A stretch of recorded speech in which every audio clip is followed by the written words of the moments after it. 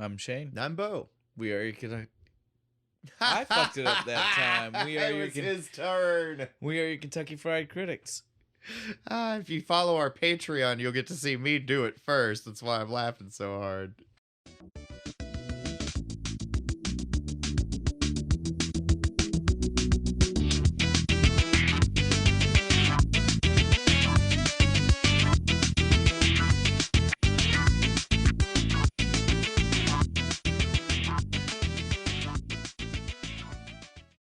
All right, And then. I'm Bo. Hi, welcome back to the show.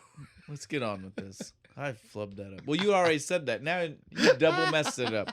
We already went through the full name. Did we really? Yeah, because it's me, fine. then you, and then I say Kentucky Fried Critics. This is the best start to the show ever. Just all over the place. Right. Okay. We're a little punch drunk, man. Good segue. There we go. And we're going to use that segue, unlike some other times. So yeah, this is Rocky. We're doing Rocky. This is our Rocky episode. This is our attempt that we thought we were correcting a wrong where we have a tendency to do the second movie or the third movie in a franchise before doing the first. So we were like, we're doing the first one. Our beer. Bo, go ahead and tell them our beer. It's Third Eye Brewing Company's Third Eye of the Tiger. Because of the song, right? It's the quintessential Rocky yeah, it's the song. Rocky song. It's the Rocky 3 song. Fuck! But we're still, I mean... We just can't, dude. We can't win for losing. No, we try so fucking hard. It's okay. I mean, 3 is the one with Mr. T, right? I'm sure we can find something to drink. How's Polly's? For 3. How's Polly's? Is he back to the Four Roses? Or is he on a different one? brand? Yeah. We gotta just look and see. I'm gonna watch it. Maybe that's our solution. I'll message you later. I'm halfway through the second one as I came here. So yeah, we both before even starting, I double checked. Like I didn't double check when we maybe should have double checked, but I did double check. We can Google at the liquor store. I don't know why we don't. I don't know. Okay, we just have a moment, dude. Yeah, we're just like, we're so excited. We're like, yeah, fuck yeah. But so yeah, I double checked and I was like, Bo, man, what do we do? And he was like, fuck it. We need to start the franchise where we need to start the franchise. It is what it is. It is just the theme for the entire series. It is. Point, if you Google it, it is definitely, that's what they say about it. They're like, it is the one that was a bigger song and therefore became more of a like the franchise. Yeah, the anthem around it. Yeah. So I mean, it is that. I'm gonna not try to downplay that. It's the battle cry. It's the I need to get in shape fucking song, right? But now all that being said, after watching the movie, we did realize we could have just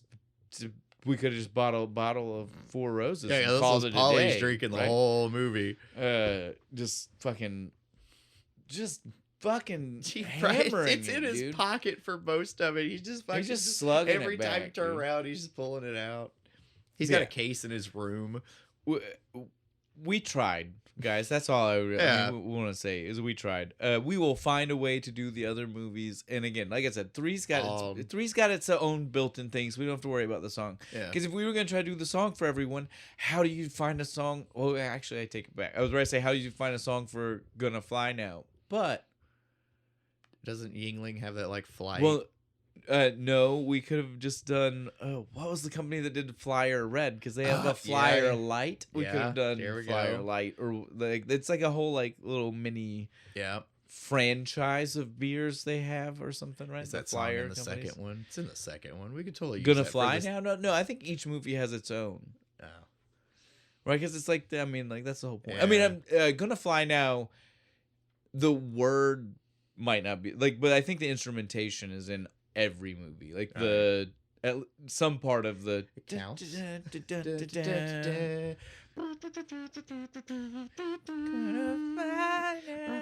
I mean, again, like we all know, we get it, we know. Trying hard now. Yeah. Sorry. Very few lyrics. I love the lyrics though. There are very few. But yeah. I feel like Stallone wrote this song. He did write the movie. I love you. Gave me a good there segue. You go. I'm on a roll today. Segue number 2 from Bo right here. Yes, our writer is Sylvester Stallone. Again, this is his first major acting role. Yeah. First writing role. This man knocked it out of the park. Yeah, way to start, dude. This won a shit ton of awards, dude. It mainly helped that he kind of held it hostage. A little bit. The people who... Respect, man, though. Producers No. who found the... I wrote this bitch for me. I will be the main character. And they were like, fine, because they loved it so much. Again, I found out that they loved it so much, they put their own cash up. The studio was like, look, if you're not going to give us Robert Redford, that's who they wanted. Wouldn't have fucking worked. But yeah. He's like 180 pounds, easy. They were like, if you're not going to give us Redford, and you're going to make us to give that guy, this unknown, as our lead, then we'll only give you $1 million. Anything you go over, you have to pay for. And so they did. And they paid. It was 1.1. They had $100,000 out of pocket. The two producers mortgaged their houses. I did not want to be in the house when they had to tell their wife that you mortgaged the house for what? For this dude, Stallone. Who the fuck is that? They look and like, that big dumb motherfucker. Are you an idiot? He's actually really smart. He just sounds that way. Just wait till you see the movie. Yeah. Did you read the script? I don't believe he wrote that. But yeah, so producer's wife is a bitch. So that's our writer, our director, not Stallone. This is not a writer director. Yeah, that's not till later. Yeah. But this was John G. Avildsen, Avildsen. I don't Avildsen. It's good enough. It's close enough for government work, right? Like Swedish or Norse? Avildsen? You think? Maybe? Yeah, probably. Maybe. I don't know. We're way too much speculation. But the only thing that you probably know this guy from outside... Oh, no, wait. I said only before, right? And then I looked at it and I was like, wait, there's more than one. It was mainly, though, this, then Karate Kid 1, 2, and 3. So pretty much all of them. What was the other thing I told you? This is why I hate my memory, dude. The one with Molly Ringwald. No, even the other one. Oh, yeah, there was another one before that shit. Oh, God. Guys, this is one of those, you know me, I don't like to switch over. Oh, no. In the middle of things. We forgot something we literally just talked about. And I definitely... Lean on Me. God there it is. Why did I... how is that the one that slipped That's my a head? whole ass song, man. Exactly. How did that slip out of my head? I feel like an idiot right now. Okay, but yeah, so again, this guy has done quite a few things. He's not a one-trick pony. But now that being said, his biggest ones are this... Like fighting movies. And Karate Kid 1, 2, and 3, which again, we can all say we understand where the connection to the theme theme here might be, right? You give me two guys that want to beat the shit out of each other, I got this. I can especially help if one of them's like an underdog story. I can help you tell this story, right? If that's what you need. You just trust me on that. Love a good underdog tale, right? But yeah, so again, it's fun. The cast, it's a lot of side people that aren't big, right? Like, I mean, we'll hit our big people in just a second, but I mean, like, there are a lot of characters in this movie. Yeah, but I mean, not even like some of them only show up for one for some of them, but they're characters. They eat it up while they're there, right? So I mean, I'll give credit to that. I didn't look everybody up because again, a lot of no name. Got one scene. Good for you. You were in the movie. Good job. Obviously, our big one, Sly. We don't really get to talk about Sly too much. We all know Sylvester Stallone, guys. If you don't, well, and I'm sure in our long plan on not stopping this anytime soon, we'll have another Stallone movie at some point where we can gush on him. I'm still waiting for. We're doing Cobra next. Well, I'm still waiting for our 3 seashell moment here. Yes, Demolition Man. So we will talk Stallone again at some point. We don't need to worry about going too much into my him mom will shoot. That's another good one. I don't know about good. That's another my one. definition of good. That's another one. I will say that. That's another one. Let's see. So then we have, though, of our other big, like, these are people that were big names at the time and now and forever. Yeah. Carl Weathers. Yes. As Apollo Legend. Creed. Fuck yeah, dude. And I love Apollo Creed. And we'll start here with him, but you guys are gonna hear us say this a lot throughout this. You forget where some of these characters started in the first movie, right? Right. Like, I love Apollo Creed. And really, some of his most showboatness is not in this one. No. It's kind of a really small, little tiny scene. Yeah, a little bit. He comes out dressed as George He's Washington. actually kind of a reasonable dude and businessman. Yeah, for a lot no, of he this seems one. way too concerned with being a businessman at some point. Yeah. Well, but I mean, so I get it. You're the world champ and shit, but let's back it up, Ric Flair. but so yeah, me and Mo definitely have the small amount that we talked before we started recording. Have definitely both were like, some of these guys. I forgot where they really started from in the franchise. Speaking of, the next segue one, number 3. Paulie. Fuck. Burt Young. Burt Young is Paulie. Yeah. Well, again, Right. Burt Young does a great job as Paulie too. Man, I forgot. the first movie, you don't love Paulie. No, right? No, you hate Paulie. He's such a dick He's in a this horrible one. person. I forgot. Because Because he's like drunk Uncle Paulie through the rest of them. He's not so bad. He's not he's so just bad. he's like just comic relief. Yeah. This one though, it's horrible. Fuck, man, you just want to punch him in the face every time he talks. He's such an asshole. Yeah, I agree. It upset me a little bit. I was like, man, I don't remember this at all. Our next really big person that's gonna be Burgess Meredith. Been on the podcast. Penguin. Yeah, but he's been on the podcast before though. Grumpy Old Men. Yeah, he's the dad, the grandpa, the dad, not the grandpa from Grumpy Old Man. He's like 90, so I guess somebody's grandpa. Was he? Did they? No, they had kids. Yeah, they had kids. Yeah, that's right, because they like hook up at the end. We gotta stop. Ronk, go watch our Grumpy Old Men review. We've been there, done that. We don't need to do it here. And one day we'll do the Batman movie because Burgess Meredith's in that. Oh, too, the 69. Yeah, the 60s. Something. It's 60 something, 67 maybe. Sometimes you just can't get rid of a bomb. It's good, dude. That's also the shark repellent. The shark repellent. Yes, the bat copter. The bat shark repellent. Yeah. Love it, dude. I love that fucking movie. It's so good. I love the cheese, dude. I know some people can't stand it. I love it, dude. Dude, no, I should have bought it because years ago they had the whole series on DVD for like $30, but it was like when I was super broke. That's a lot of entertainment. That would have been dude. Badass. Fuck, man. I love Adam West. That's good stuff, dude. That's good stuff. Yeah, so Burgess Meredith, we don't even need to. We have talked about absolute fucking legend. Guy. Yeah, it's done a lot. Again, if you've seen an old dude, you've probably seen him. Yeah, he does and the voice, dude. Like, I mean, it's unmistakable. You know. That's all there is to say about it. You can almost hear the grouchy old man. You can almost hear the quack coming out of his voice whenever he's fucking talking. Like just like the penguin. He was only like in his 30s or it's something. Crazy. That he looked so old so back crazy. then. He's always looked like an old man. Well, squinting with the monocle didn't help. Yeah, that didn't help, probably. Yeah. Probably helped him for this role. Yeah, because he looks like he's got the... Yeah. Okay. That one eye. It's because it's like swollen shut permanently. He's took so much damage. Then our last person that's like that's a main character that we definitely need to at least talk about. That's gonna be Adrian. Yo, Adrian. That's Talia Shire. Again, she's in The Godfather. She's in some big stuff.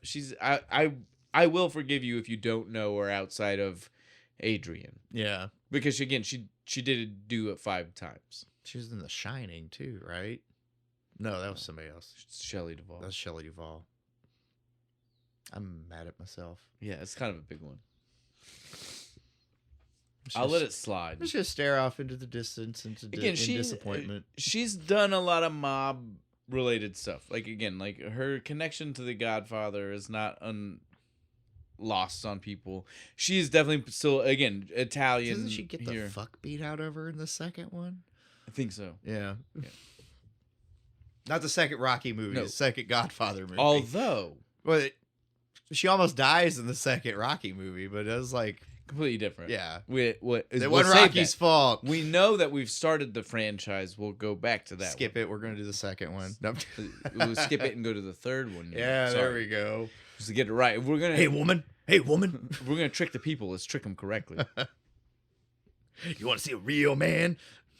All right. But yeah, so again, we at least have to talk about her a little bit because she's one of the main. Yeah, she's the person. Yeah. Like, I mean, Yo Adrian will come back in most of the movies. Like, he gets to call that line out at least.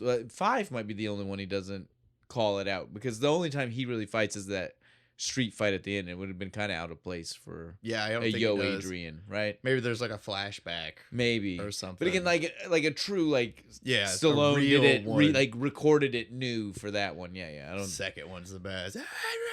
Yeah, I mean, I did it.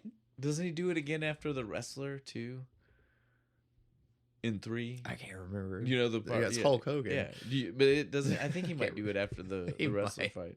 Sorry, guys. Okay, we got to stop. We're gonna do these. We will talk about these things. Yeah, we don't need to talk about them right now. The fucking Let's talk about this one. This one again. Movie starts off instantly. Hype music. Music, dude. Bell rings. Ding ding. November 25th, 1975, Philadelphia. They want to make sure you understand. Yep, it's right before the centennial. Or bicentennial, right? Yes. Yeah. Okay. Bo, quickly doing the math. Cue the meme of all the numbers and figures jumping around my head. Equations floating around, bouncing around you. Mm-hmm. It's Rocky in the ring, getting the dog snot beat out of him at first. Spider Rico again. I love that name though. That's so cool. Well, and the only reason do they got a copyright on that? The only reason you can remember that name too is because that name takes up so much real estate in this movie. Like he pops up again, not the character, the guy. You see the guy one time. Keep talking about him like later on through the movie. Every time, who's the last guy you fight? Oh, Spider Rico. I heard about that Spider Rico fight. Yeah, heard he mashed your face up pretty good. It's so crazy. No, I did great. You should have been there. You should have seen me. So crazy how much real estate that name takes up in the movie for a guy that we see for like he's a cheating bastard. He fucking headbutts him. Yeah, I know. I was gonna say him open. the whole thing starts with this fucking crazy fight where he's getting the dog. Like he gets the dog. Like Rocky was getting the shit beat out of him. Yeah, he was losing. And then he takes it back. He has his underdog like wrap it around. I'm taking it back. Mad, dude. And then, exactly. Spider said shit out of him. Spider said. Poof, he was like, fuck you, you're not going to take over. And all he did, though, was inspire Rocky to beat the loving. How dare you make me bleed my own blood. The ref starts calling it. He's trying to call it, and Rocky's still beating. He's on the ground. He's like, fuck you, motherfucker. Like straight street fight MMA style, right? Like, he's just like, this isn't boxing no more. This is totally He's a total different. badass when he leaves, too. He like looks at that guy. He's like, give me a smoke. Hey, here you go. Fucking walks around that lady's sitting there, be like, you're a bum. Fuck you. Fucking keeps going. The fact that is just like a thing through the movie. You know what I mean? Like when you in your head, you're like, that's a Mickey line, right? Yeah, like you're a bum. Everybody calls him a bum. Well, not even just him. Like just like the use of you're a bum. You bum. Like everybody is throwing that word around, and I'm just like the biggest insult in the 70s. Or from Philly? Is it a Philly? Anybody from Philly? Is that like just a huge insult? Is bum still a big thing to you? It's hick down here. That's you guys, the big insult. So you guys really hated bum equipment, like when that company was out, right? Like only bums wear bum. Right? Like I can see it now. Yeah, bum. Yeah, is that real? Well, and I guess we need someone who's like an older person from Philly. Somebody to, like, who was around in the 70s. And doesn't matter how old. Like, you could be a 7-year-old in the 70s for all I care. Yeah, just like tell me if you heard bum a lot. That's all I need. Or is it just this movie? Or I guess like, again, like if you're from any major metropolitan, like is it just a thing? Like I don't know. It's a northern thing. I don't know, dude. Well, again, weird. Yeah, like if how weird they are up there. Philly, New Jersey, New York, like we just need that area, right? Like that upper New Englandy area needs to like weigh in on this conversation. But accents start getting weird. Exactly. You know, you start talking like this. Well, don't really want to shut your mouth. Really, you just kind of talk. They all have a weird one though. That's the thing. Like you go up and down, and everybody's a little bit different. I think I just kind of mixed like four of them together. I think you did. You're offended at a lot of people. Yeah, at one time. there we one go. Sentence, and you got a bunch of them. That's master class right there. But yeah, it was pretty wild. That that he gets called a bum right after, just for the cigarette. And the dude didn't care. The dude was because he had like one in each ear. Like, all right, that's fine. You can have this one, man. I got another one. It's all good. Fuck that lady. Yeah, the lady was too much. I agree. I was like, I don't agree. He goes back in the locker room and it's Spider's just in there chilling, drinking a beer. Before we even start talking about that, can we address Rocky's shorts? Did you see? I didn't really pay attention. Dude, these look like the first ones that he's wearing. They look like cloth underwear or something. Dude, like they are the most raggedy piece of shit things ever. The only reason I even noticed is because I was trying to pay attention to the colors, because I was like, is it yellow and black? I can't even because remember. The rest of the movies, they tell you that Rocky's original colors were yellow and black. Remember when they're like, Rocky, we need you to do the throwback colors, not to do the white and red, and they do yellow and black. It is not in this movie. It's a throwback to fucking retconning earlier in his career. Stallone just like in his head. I don't know, dude. But you know what I'm talking about, right? Like in the later movies, they're like, yeah, we just never saw it. It's actually written in the big book of boxers. Well, he's been that they're going through later. Well, 6 years.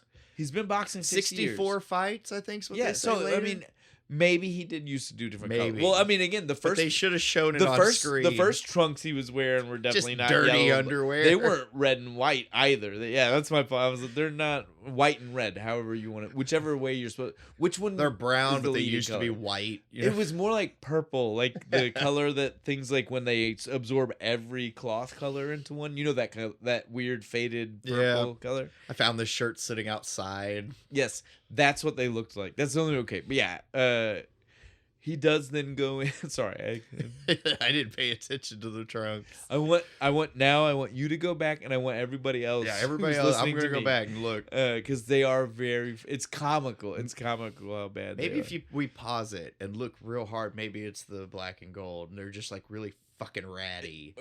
Are you trying to tell me this is like the blue and black dress? Is it white and gold or blue and black? Are his trunks purple or black and yellow?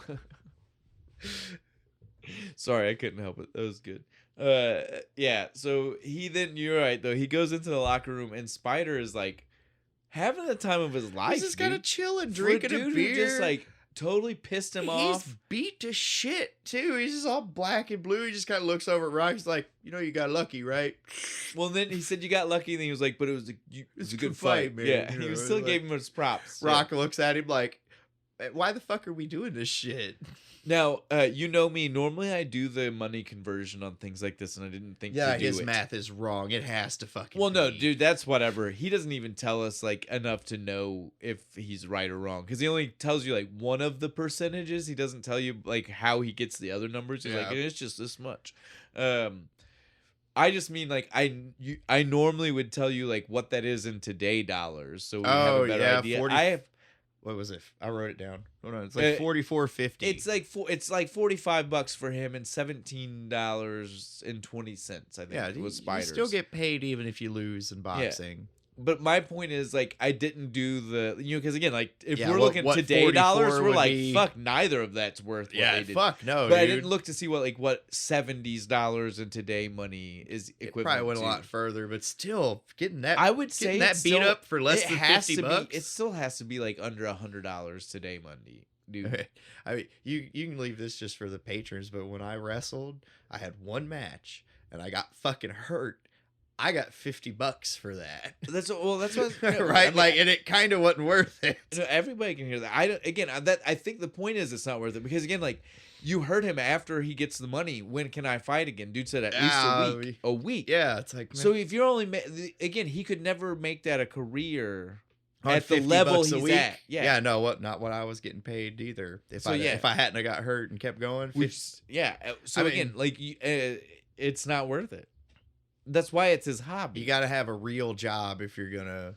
Well, before we can talk about his real job, we have to have our fun walk through the city opening. Yes, right? Like he throws the hat on. Y'all know the hat I'm talking about.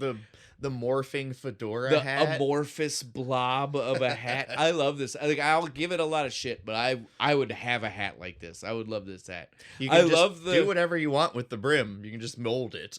He does, dude. He uses it to like blend into the different situations he's in. He's like, because again, like I feel like the flattening it is when he's like, I want to be as non-threatening as possible. Yeah, I want to look look how like a goofy little bit I like a look. goof right now. And then when he's going to go collect money, he's got it all like gangster style. yes, dude. So rolled that's what I'm up saying. and Like, shit. I love this hat.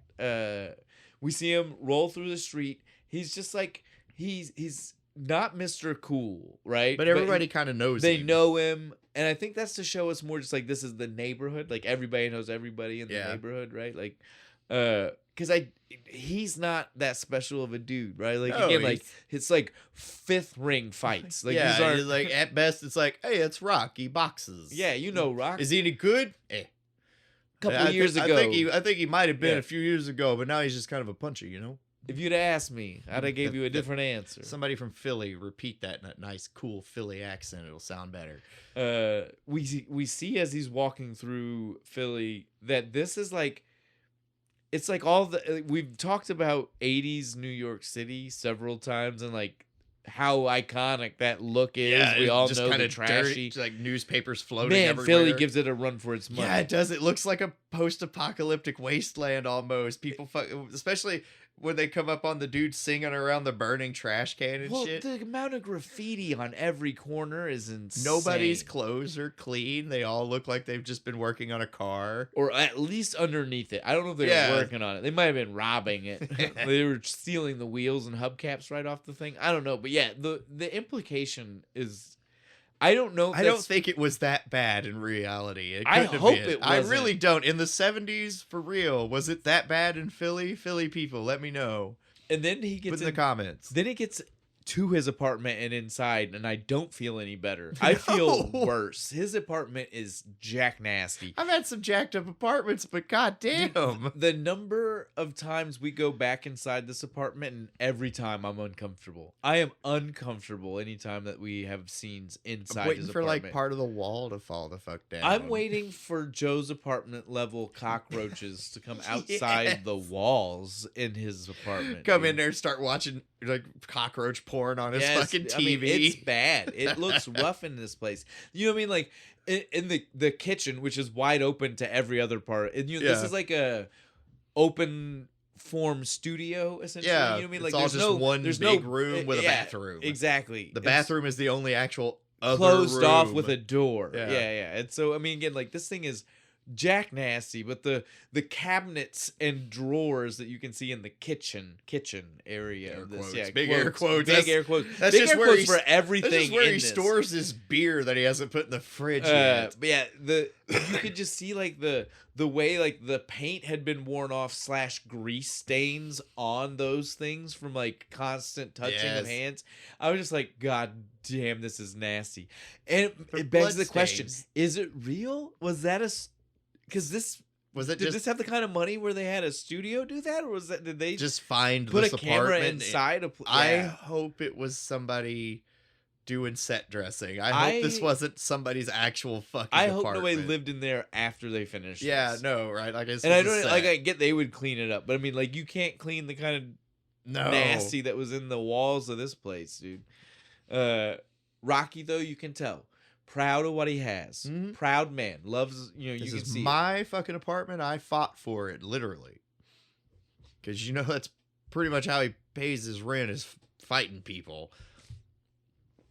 He sees his turtles when he walks in the I door. love the turtles, Cuff and Link. Hey, Cuff, Link, how you guys holding up? Still alive?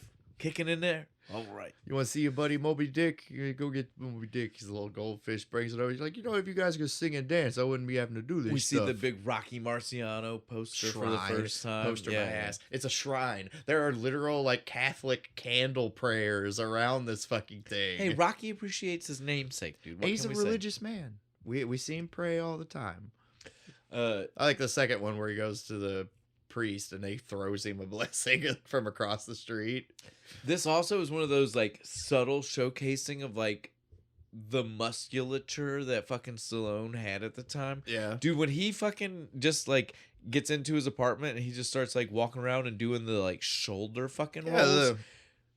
Dude, like the fucking massiveness to it as he does what is such a simple rotation of your shoulder. You ever see the workout he does to like get that? Like shit, he does this weird like he's behind his head, in front of his head. Well, you have to because that's not. It's not normal. Again, like that's what I was saying. Like that's what I mean. Like you can't. I've seen. I got pretty. I mean, my shoulders aren't small, but if I ain't doing they that, don't look like that. They ain't doing that. You have to do things to make them look that way. That's what. Yeah, 100%. And that's what most of his stuff is. Like he's a dude who's been very. That we talk about Schwarzenegger. Schwarzenegger was a muscle guy. Like that's what he did. He bodybuilt, right? Yeah. Stallone was not necessarily. He was big, but he was a lot more that dude that was like, I'm gonna perfect the muscle I need to look the part I need to look, right? Yeah. Like he wasn't necessarily ever like a. Yeah, so he's like, I'm a boxer, so like we're gonna focus more on upper body. And Rambo, I'm a soldier, so it's all gonna be more lean and he was good at it too. Yeah, it was great. Oh, he still does shit like that, even though he's like almost 70. Yeah, well, it's just he does that, but he's a little pudgy around the outside. Mostly his face. You can't really work out your face. Yeah, you can. Botox. There you get that weird sponge thing where you bite it. You see the Chad guys, so you can do the face. So you kind of look like you're just into like S&M because you're like you bought yourself a ball gag. Yes, master. Oh.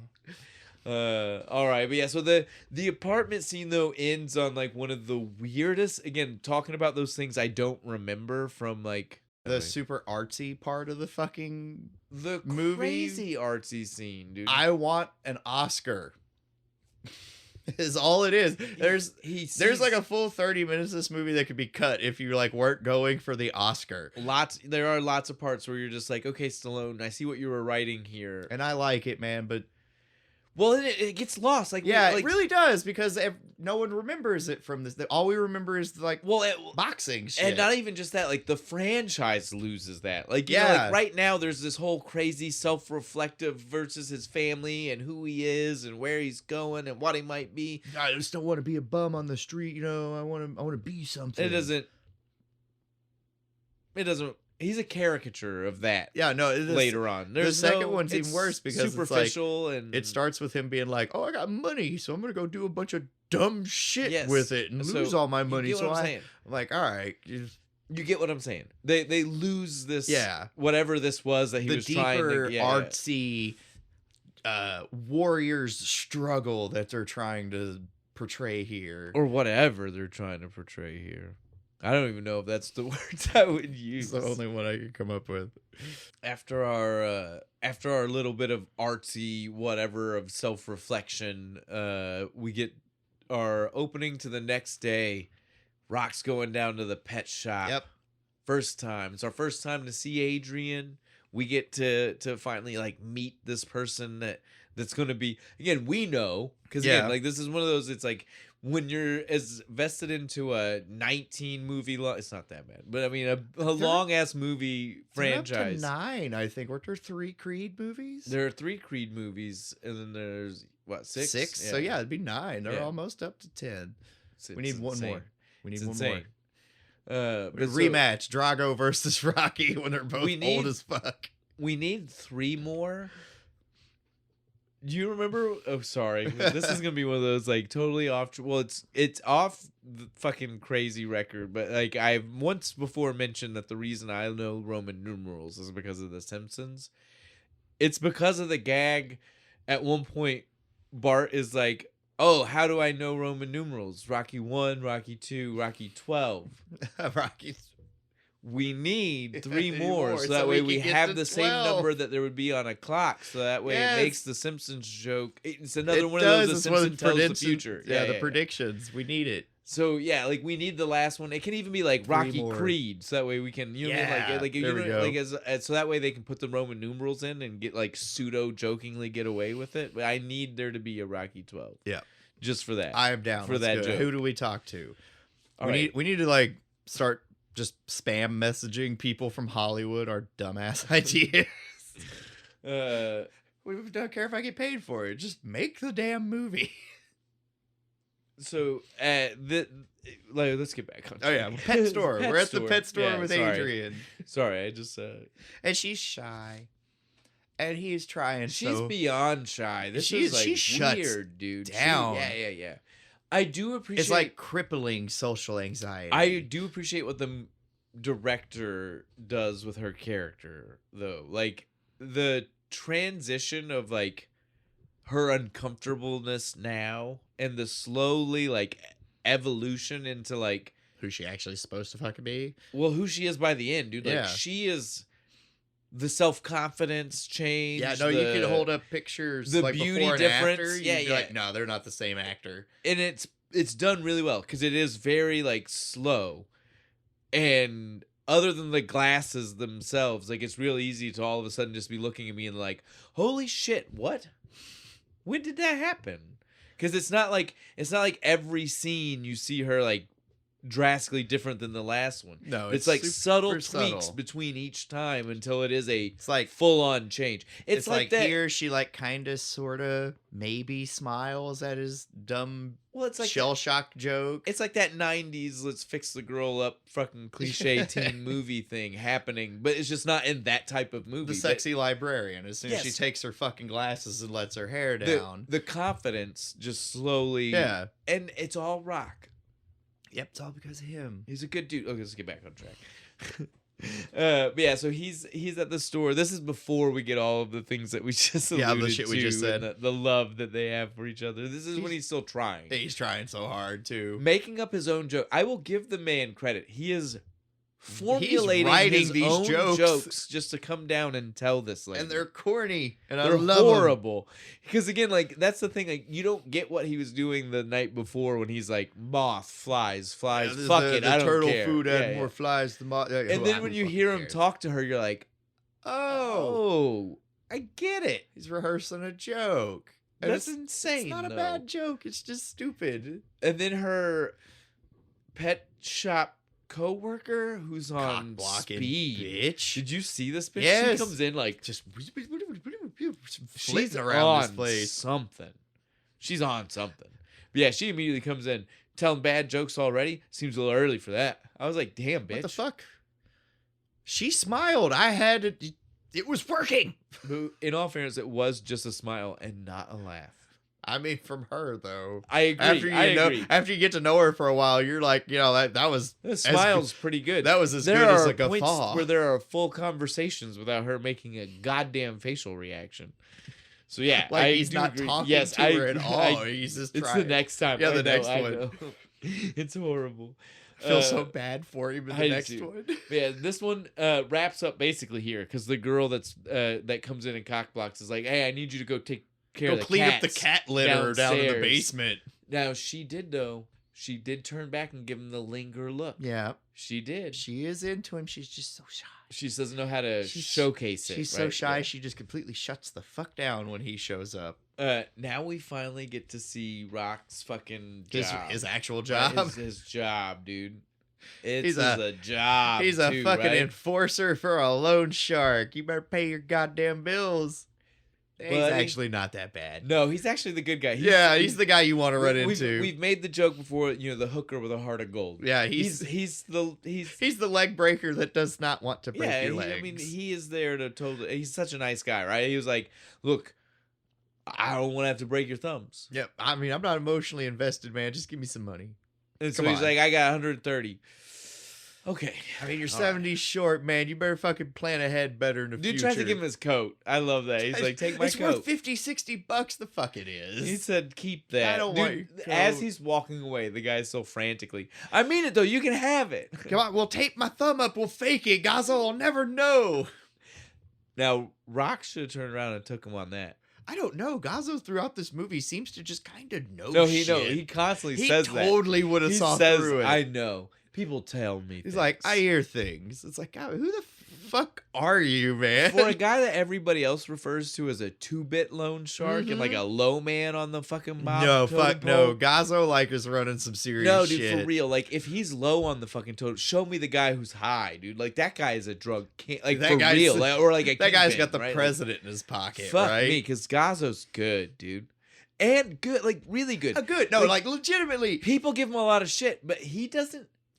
I only see him do other than the loan sharking itself. But you owe a motherfucker money and you don't pay it. Well, and he himself let shit go 3 weeks before we hear him say, "Oh, it's up to the 3rd week. I'm going to need you to talk to him." And he even fucking lets him go with the 70 short. Yeah, 3 weeks is a long time. He says Bob's good for it. He's like, he's good for it. It's fine. You scared him enough, I guess. But you can't be doing that, Rock. So again, you gotta.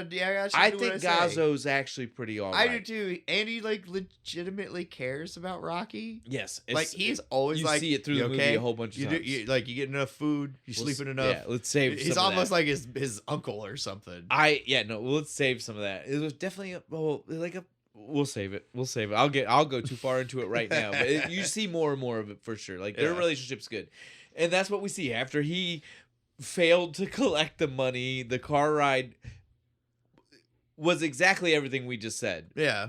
Can we address the before the car ride? He's just standing on this bridge playing with a racquetball. It's a handball. Oh. They're the same. A racquetball is a handball. Oh, okay. But like you hit one with your hand and the other with a racket. But well, I mean, it's the same game. Have you never played handball? You don't know what handball is? Okay. I don't play sports. Handball is just a game where you would play racquetball, but you can play it anywhere outside with a wall. Hence where it's a street game. It's the street version of racquetball, right? Stickball is the street version of baseball. And so like what you would be doing is the same thing as racquetball, where it's like you and another person and you're hitting it against the wall and you're playing against each other back and forth hitting it. Nice. It's literally racquetball with your hand. But I give you the back of my hand. That definitely meaning though that I promise you, if you were to label the ball that he is playing with throughout the movie, definitely since they're in poor side of Philly, it's a handball. Yeah, probably. I do forgive you now for not knowing that, but I am going to educate you on some other things in the pop culture realm. Yay! That more brings TV up shows to watch. Yes, that brings up handball.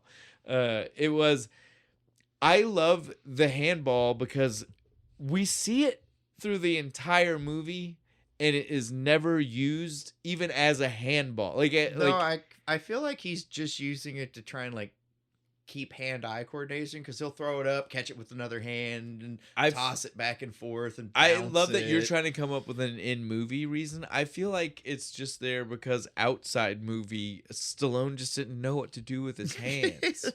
Probably. I don't know what to do with He told the director, like, look, if you don't give me something to do with my hands... I'm just stand with my hands in my pockets. If you don't give me something to do with my hands, I just don't know what to do with them. And I get in my head and I can't deliver lines right. I can't smoke in every scene. So the director said, fine, look, play with anytime... Here, play with this. Anytime you're not sure what to do with your hands, I just want you to pull this ball out of your pocket.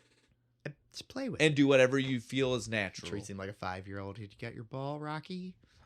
Tell me the way now that we've jokingly come up with that reason. Think back to the movie and tell me if that almost doesn't apply to every scene. Yeah, like outside when he bounces movie that out. Reason that totally makes sense because I here on this show I don't know what to do with my fucking hands. I have hands. I can't. I regularly have to. Can I just leave them on my head? I regularly have to slap Bo's hands as he reaches for the camera for no reason whatsoever. Stop it.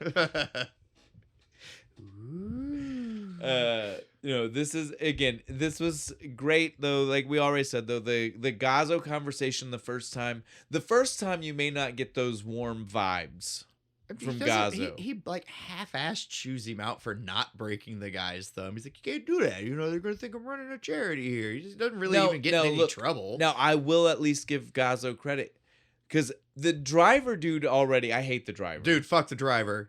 He's a shithead to rock through the whole thing. The second you see him. He's never nice. He never changes it.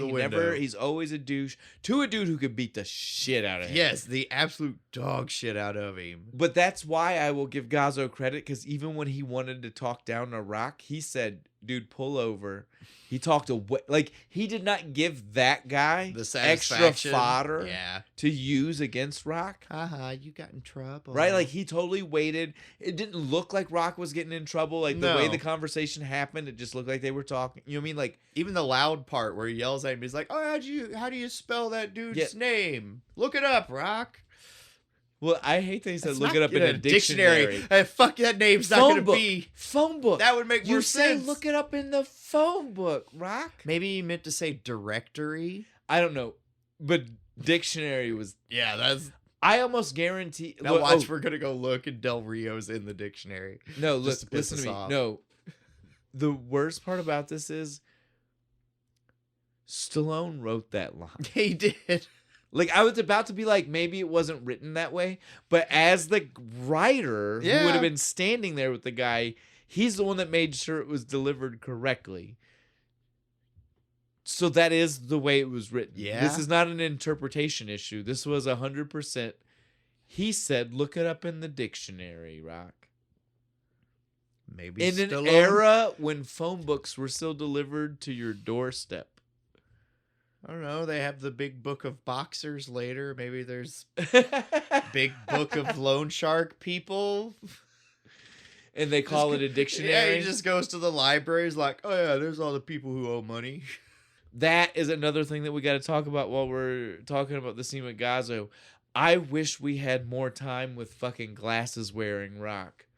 Right, he pops the glasses on to write down the notes. There are only two. Yeah, there's 2 scenes. Less than 5-second scenes where he has these goddamn glasses only on. When he needs to write something down. Well, and he's usually writing shit down wrong too. Like later we get to hear it, and so it's just like I don't even understand what the purpose of these glasses are. I don't even know. He regularly reads without them. They're not for reading. Those are his writing glasses. Is that a thing? No. Writing glasses? But think about it. I can read just fine, but I can't all the time in the movie without the glasses. The glasses are, like you said, only when he's writing down in his little notebook. And it's only when Gazzo's there. You think it's just to make him seem smarter? I don't know what it is. I wish... But look, I'm not just a dumb thug. I want more time with the glasses, though, dude. I want more time with these glasses. Does he wear them in any of the other movies? And he's so ahead of his time. They're clear frames. Did you see that? Yeah, I saw that. Like, dude, that's like so 2012, man. Clear framed glasses? Who are you now? Stallone originated the hipster glasses. He did, though, have the massive amount of tape on the one side. I was like... Somebody clocked him on the street one While time. he was wearing them? While he was wearing them. Nerd! Bam!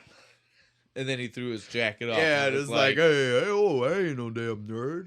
Yo, Adrian. Yo, Adrian. Sorry, Stallone. All right. I don't mean to make fun of the way you talk. No, for this movie, though, it was intentional.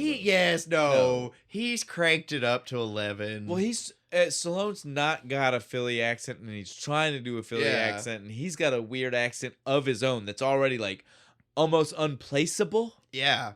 You know, at this point, Stallone is just doing imitations of himself. Right. And so it's like he doesn't even know where that's supposed to be from. Oh, no, he's been around so long, he's become a parody of himself. It's true, though. Oh, no. But so, like, Rocky is, like, a time where he was definitely, like, he had that, but he was trying to put something on top of it, and it makes it super thick, dude. It's I hung out with some people in Philly, and it's just like, oh, you all say yo a lot. Yo.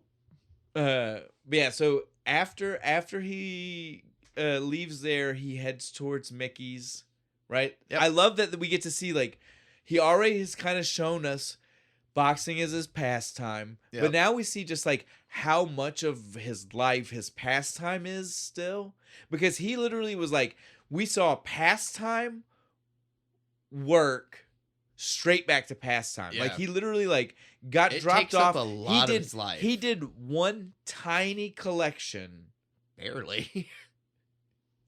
Right back to the gym, and then straight to the gym, back to the fucking which punching actually bag. Makes the scene like, it lets you the weight of the scene make more sense, right? Like, he gets pretty offended because when he gets into the gym, what does he find out? His locker's been given to some other fucking guy. His shit's in a bag on Skid Row. I love the way we see that, though. The way he tries the lock. He's like, it's wrong. Just again, it's the subtle way they're showing you how dumb he is. Yeah, right? Like that this is a regular occurrence. That's why he wasn't worried at first. Yeah, he's just like fuck, I can't remember. I don't goddamn number again. That's why he keeps it in his hat. 6 years. They tell us immediately after the hat moment. 6 years. Again, it's one of those things where like you really have to like be like backwards paying attention to be like, holy fuck shit, that man can't remember his locker combination from 6 years. Shut up. Because again, Rock's the kind of guy, he ain't changing his lock. That's the same lock he had from 6 years ago. Yep. Even if somebody man's got no money for dick all anything. Yeah, even if somebody broke into it, he's just like, oh well, that's the lock. That's the lock I got. Because I ain't remembering if the lock was completely broken and not usable, then he was just shoving a fucking pole through it. You know what I mean? Like that's what he was. That's just get some wire and twist it. That's the kind of dude he was. Just keep it shut. Right? It's more of a security, so he knows if someone got into it than anything else, right? Like that's the kind of guy. My tape is broken. Yeah. So we see though he is definitely very alarmed. When the tiny dude, I can't believe that this is short ass. This janitor. is who Mickey said go tell that guy. He's no longer got a locker. He does, man. Dude, Shorty's got balls of steel. He just kind of walks in, doesn't give a fuck. He's like, hey man, I got to do what Mick says. You know how it is. He told me to bag the stuff. I bagged the stuff. And Rock, to his fairness, does kind of just look at the guy. He shrugs. He's like, it's not your fault, man. But where's now Mickey? I'm going to go talk to Mickey. I don't know, man. He's in a bad mood. He's out there, so though. am I. And what do we see? Not only had his locker been given to Dipper, Mickey's out there training Dipper. Because Dipper's a contender. He can actually go somewhere, unlike some people I fucking know. God damn, like, dude. This was a missed fight opportunity. Yeah. This should have been a boxing match. 5 minutes. Give me a 5 minutes with him and Dipper. Dipper knocks him down, and Mick calls it. Well, and that's the formula for future Rockies, right? Like, early fight, later fight. The early fight doesn't have... It might have some kind of, like, implications to the grander, like, everything, but it might not. It might be a, like, completely worry-free boxing match. Yeah, they go, this would have been perfect. They go one round, Dip knocks him down, Then he stands up. And Mickey's just like, I knew you're a bum. Like, right? You're a fucking bum. Part of his inspiration to start doing better again. He's like, I lost my locker. I got knocked the fuck. Maybe they're right. This dipshit who's only been here for 2 years fucking knocked me on my ass. But no, instead of that, what do we get? We just get Mickey going, Dipper is a contender. You're a tomato. You're a tomato. You fight like a gorilla. You got heart, but you ain't got no style. Man, I fucking love Burgess Meredith and all of the random shit that he says. He can't as fucking Mickey. Right? He gets a license to say some fucking shit, dude. Well, I guess he does that a lot, right? Because his character in Grumpy Old Man was the same way. He gets a license to say a lot of crazy shit because that voice sounds... I was 10 years younger, I'd be on every woman in Wabacha. Because that voice just gets away with it, right? Like, you hear it and you're that just gravelly like, ass old man voice. Because you're either like, that dude's a badass, or you're like, that's the funniest shit I've ever heard. Like, that voice pulls it off so well. Really in this movie, he's a badass. Like, dude, I would like. Did you ever play the PlayStation 2 game and shit? I've played all of them. You could play as Mickey. It is so fun to run Mickey through the tournament and like beat everybody. You mean the one where like surprisingly Spider Rico is a hard fight? Yes. Oh my god, that like first fight is brutal. Have I ever played it? Proof positive, right there. Right like, there. Like if you didn't believe me the first time, now you believe me.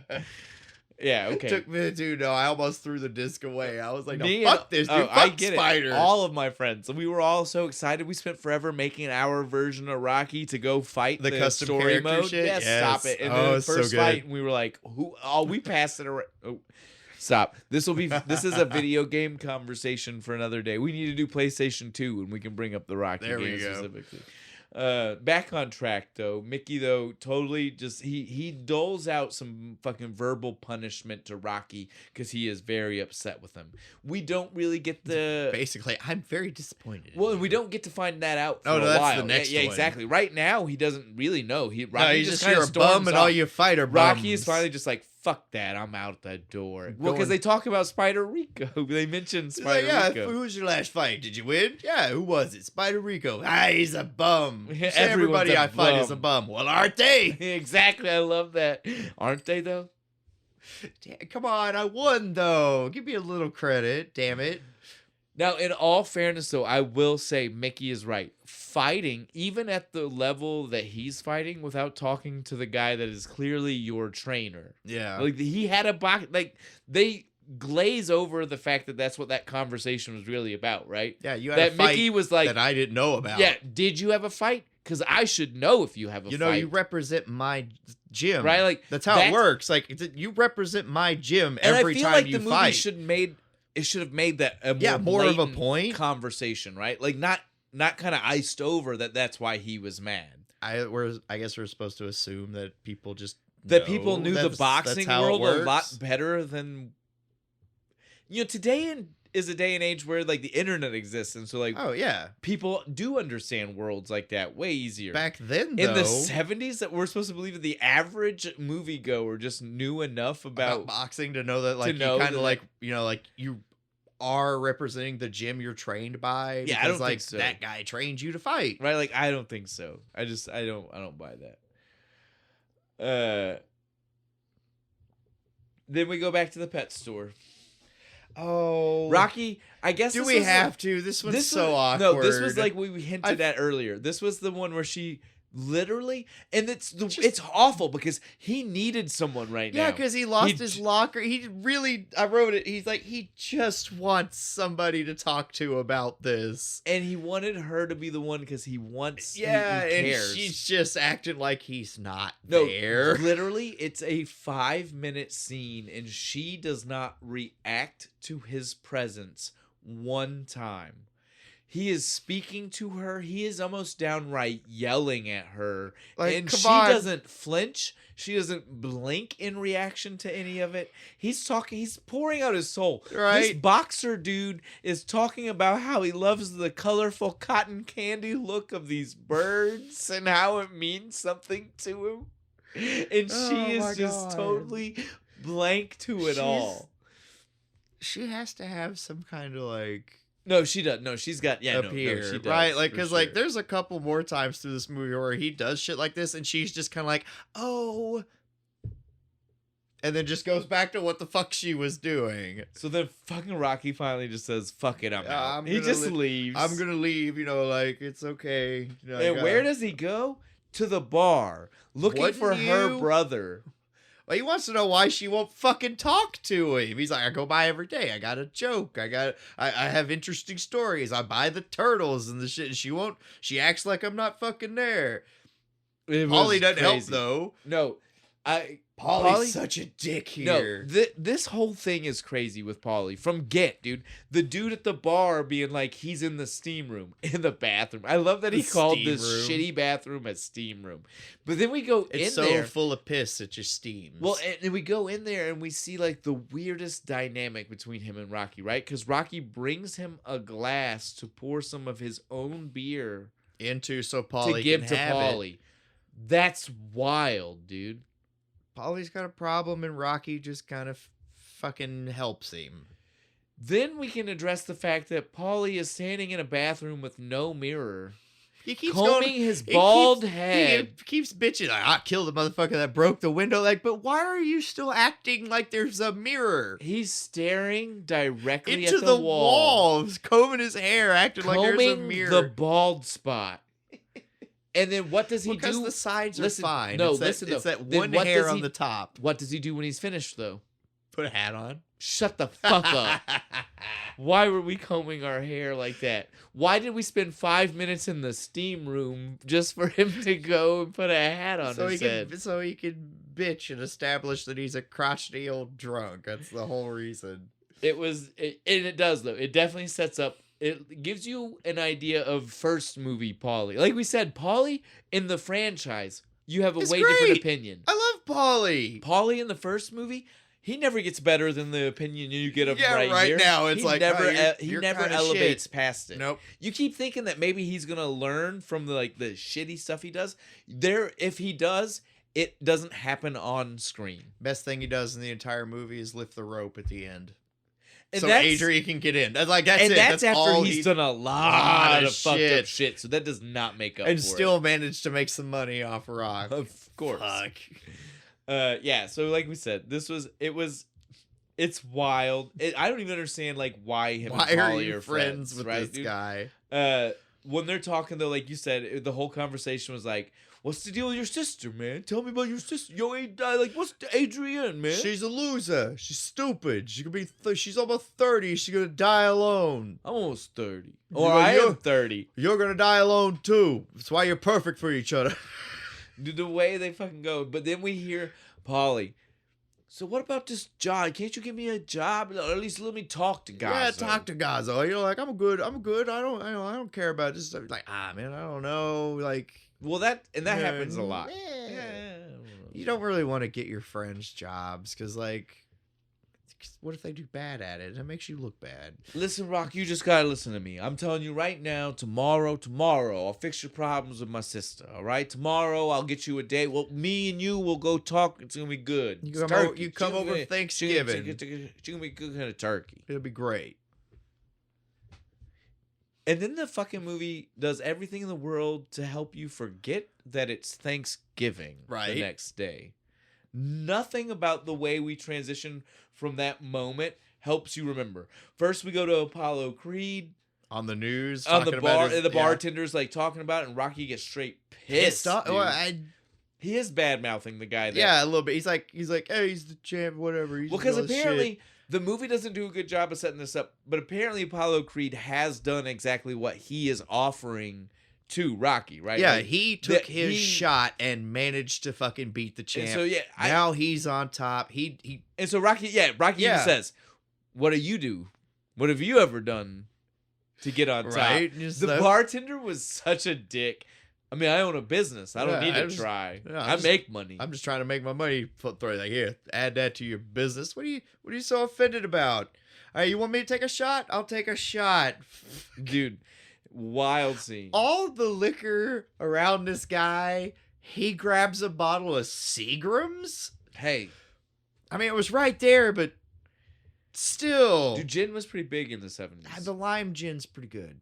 Well, I mean, gin in general in the 70s was a big, but it made a resurgence. But a warm shot of it? I mean, whatever, dude. I'm not here to judge. I mean, I am, but I'm not.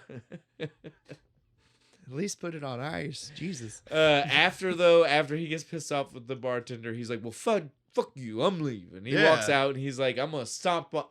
He's so mad. He's like stomping home. Like, I'm not even dealing with this guy. I can't believe you talking to me like that. But that guy's he's all but grumbling under his breath while he's walking. But then he walks past the group of fucking teenagers, wild fucking, or 20-year-old. I don't know. They're not old enough to buy booze because they are asking him to buy go get them him some. Yeah. And but one of them is 12. He instantly clocks it too. He instantly was like, "Hey, you! I know your brother, right?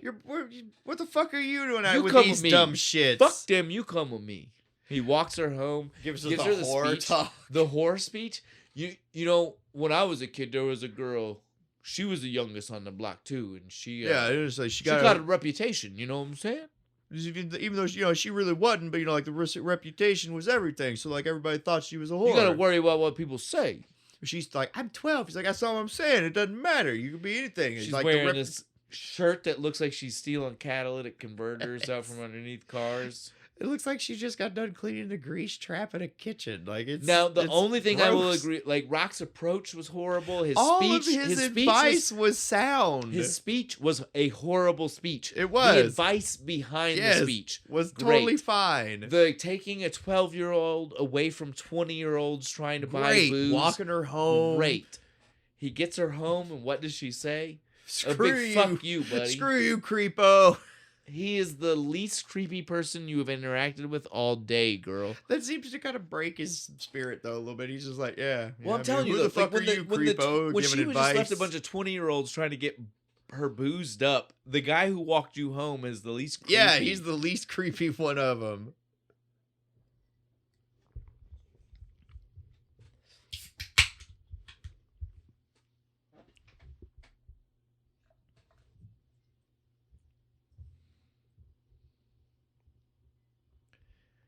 Now we get to see Apollo Creed's fucking office, right? Yeah. This is the first time we get to see the other side of things. His opponent for his big fight, as They give a big scientific. It basically boils down. He broke his finger. Yeah. He can't fight now.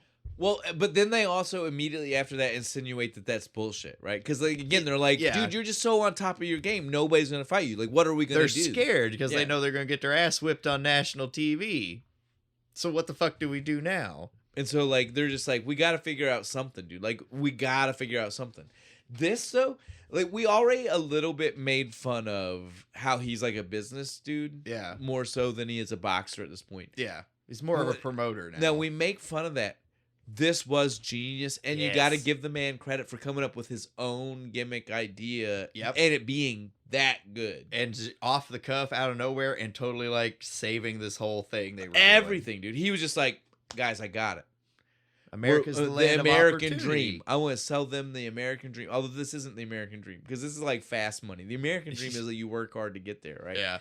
He's like, we're gonna take some schmuck, He said white face, and I know he didn't mean like. I think he meant like baby face. Yes, he didn't mean white guy. I know that coming but from the way, room but that the he way was it in, sounded is just like, give me some white dude I can beat the crap out of. From the room he was in, that came across way different. Yeah. Because again, like the promoter was a white guy, but everybody else in that room was not. We'll just leave it there. It was not, and like so, it definitely made that feel like a different kind of phrase. Is it just because we're too sensitive now? It might be. I don't know. But either way, if it did, you got to admit, you felt it. Yeah. You felt it. And we have a word for it in wrestling. It's called a baby face. We just need a white bread baby face to fucking take on the heel. I mean, that's clearly what he meant. He meant like a guy nobody knows, but definitely knows the game and can definitely, like put on a good show. We need a gimmick and if we fight, like people don't think I'm just taking him down, right? Yeah. Like they understand that the guy has enough knowledge and skill set that it's give me some rookie that I'm just gonna fucking knock out in the first round. He's like, so that's what we're looking for. When we want that, we want to sell people the idea that anybody has a chance. That anybody can be the next world heavyweight champ, like I did. Dude, the fucking promoter he's like fucking a bird eating out of his hand, dude. He was just like so happy. Holy I'm gonna shit, make man. So much money. That is fucking genius. You are so right. I love this. Let's fucking take it. And so again, like we already said, it's supposed to be Thanksgiving the next day. We don't know that the conversation took place later that night, the day before Thanksgiving, or if it took place on Thanksgiving. Yeah. Well, no, like the way the movie sets up, it definitely was supposed to be something that happened like same time as what we're seeing. Yeah. So we left them the night before. We just don't. The guy doesn't have a window where you can tell if it's night or day, is what I'm saying. So we don't. What kind of fucking office doesn't have a window? So that's what I'm saying. I just now thought of that. We don't know if it was later that night before Thanksgiving, or if it was. Well, I guess conference room. Well, center of the building. You would think that it has to be the night before Thanksgiving. Yeah, it would have to be. There's no way that guy had a meeting on Thanksgiving with a trainer. Yeah, no, and like his wife's not even in the fucking room. Well, I'm glad that we figured this out. Yeah, so it had to be the night before. So then we cut to the next day, fucking Rocky and fucking Ryan and my Paulie walking down the street together. She knows I'm coming, right? Yeah, she knows I'm coming. Oh, cool. We're gonna have a nice big asks bird. This question 1,000 times. Totally. She knows you're coming. She cooked a big bird. No, it's gonna be great. I've not had turkey since I was a little kid, man. I'm excited. I'm excited about this, dude. I'm excited about this. Rock. He pulls out a cigarette? Question mark? Bullshit. Did you see this thing? Bullshit. Did you see that? This Was thing? a joint. The movie doesn't even address it. No, but that was a joint. That didn't look like I used to hand roll cigarettes. Yeah, and I wouldn't have hand rolled my cigarette to look the way this you thing hand roll looked. a cigarette, it's much thicker. And you still usually see the tobacco at the end. He closed it off. He twisted the end. He did the things we all know. Roll a joint, twisted at the end. He did the things we all know you do when you do the things. Not to mention, though, that the rest of what we see is just him and Paulie walking down the street while Paulie's getting drunk. So wouldn't it make sense that they're just like pre-gaming before dinner? Like we do before Thanksgiving? They're just like walking, smoking, drinking, having a good time, about to go eat some turkey. Paulie overdoes it a little bit. Like some people overdoes it like he probably always does. So then they get home, they walk in the door, lights are off in the living room, which was already a weird start. Yeah, that was not a good thing. sign. Well, because she is awake. Like the lights. Yeah, off she's in the awake, living but room, she's only expecting Polly. I get that, but doesn't that still make the lights off in the living room weird? Maybe Polly's She's an cooking in asshole the about kitchen it. that is literally right beside the living room. Polly's a dick. Unless I'm here, you leave the lights off in the living room. That drunk dude ain't stumbling in the dark. Yeah, that's true. He's like, you leave that light on until I come home, bitch. I don't want to walk through the dark. I'm not falling over the coffee table again. Polly, if you'd quit coming home drunk, shut up, bitch. Go make me a turkey pot pie. And then after that, it's the Apollo. It's a cut back to Creed's crew again, trying to figure out wrap up the scene a little bit, right? Like and this is where they're this like, is we where gotta I got figure the out who. This is where I got the big book of boxers because it's literally like a directory of boxers they're going through. What about this guy? Nah, I don't like the name. We need like a cool name. This the one. The Italian Stallion. Sounds like a damn monster movie. Well, no, Like literally luck of the draw. The monster movie, I appreciate what you just did, but the monster movie line technically didn't come after the Italian Stallion. He said Italian Stallion, and then he circled back and said Apollo Creed versus Rocky Balboa. Sounds like a monster movie. So he was talking about their real names sounding like a monster movie. Maybe he's a little bit of a premonition. He kind of like in the back of his head is like, oh, I might get the fuck beat out of me. Well, I think he's talking about the Balboa because like boa constrictor. Boa like constrictor. Yeah. He's like making fun of the name. You ever see that movie? Well, because he also did the. I'm gonna say this once. I hope you guys don't clip this, but he also did the racist. The Italian Stallion. My mom says Italian. It all is right? still it's fine. It's still racist. I call my mom out on it. I'm like, Mom, it's not the great nation of Italy. Well, and it is offensive to say it. That is a leftover from an offensive time that you need to separate it from. But it's not. I know a lot of Southern people who have really thick accents, and none of them say that. To defend my mom. I know you are. But yeah, okay. We need to get back on track. Clipped. All of that. All of that's getting clipped. No, that's all I'm saying. Just out of context. That's all I'm saying. On the internet forever. Italian. I mean, the Italian Stallion does kind of sound better than Italian Stallion. I mean, they both rhyme. You can go either. It's fine. All right. Though this is the first time they mentioned that southpaw, right? If you're not paying attention and you're not the kind of person who cares about boxing, you wouldn't have noticed that he's left-handed until the conversation. I don't care. I'll drop him in 3. Well, it's also the first reference to like why that matters too. Like they're like, everything they do is reversed and it's gonna mess you up. You train for it to be a different way. Mm-hmm. You really do. It's good. Like I said, nice sword fighting my friend Chuck is like fighting a mirror because it's literally all matched to you. Then we get the walk and the talk and the Thanksgiving. Like I said, this maybe even adds to my point about why it's so easy to forget that it is Thanksgiving when they walk to the house. It could have been any other day until he pulls the bird out of the fucking oven and chucks that's what I was it gonna outside. say. Like we can now skip the walk because we accidentally already covered that. So yeah, the next thing is though he gets home, like we said, in the dark. She was definitely not expecting him. She not only was she surprised, she didn't even says it loud enough to Paulie for Rocky to hear. Why'd you bring him? Why'd you invite? You didn't tell me. I'm not ready for any of this shit. Paulie then throws out the weirdest shit. Well, I wanted you to go out with him. It's the time for you to go out. You're supposed to go out on a date. Rocky spent the last 20 minutes of a walk from wherever the fuck they started. Super excited about fucking turkey. And eating turkey for the first time in like 20 years. Since when are we going on a fucking date? I thought the date was having Thanksgiving together. Yeah. I think Paulie just shifted as soon as he walked in. I think Paulie just got too drunk. Yeah. And doesn't remember. Like, hey, fuck you, get out of the house. I don't want you in here now. I'm drunk. Now, go with Rock. He then throws the turkey into the alley. And I want to say right now, I don't care if you're trying to bone his sister or not. And Rocky is. Yes.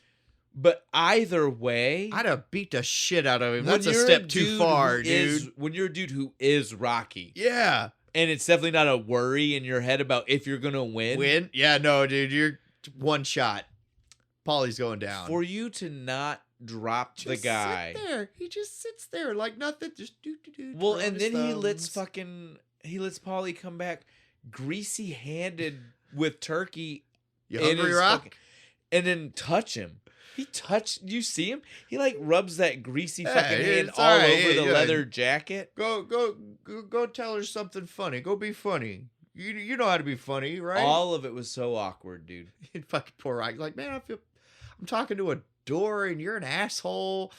She luckily opens the door ready to go. Although I think it's just because she wanted to be anywhere else. Not because of Rocky. It's just fine. I have an out. I'll go with Rock to get away from this asshole. I'm done with you, dude. I'm done with you. Again, I'm leaving. Rightfully so. You forget so much. They did such a good job in the other movies of making Polly just fun, drunk Uncle Polly. You completely forget how much of an asshole he was in this one. The whole speech to get her out the door. This was the Adrian. You know, Adrian. You know, Adrian. Hey, Adrian. I'm not good at this. You know. I come and I bring you like a joke every day. And it's so cool. You want to go out with me? It's so cool. You know. Who knows?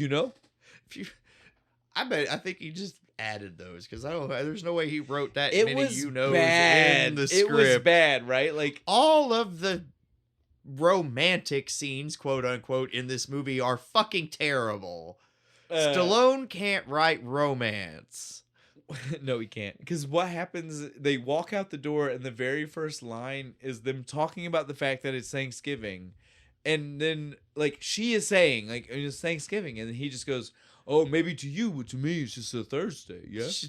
Yeah. And I was like, no, but you guys were just talking about the fresh turkey. Yeah, but it's Thanksgiving. Well, and again, you spent a 20-minute walk with your best friend to the house talking about how excited you were to eat this Thanksgiving turkey. Shut your mouth, dude. Forgot. Punch drunk.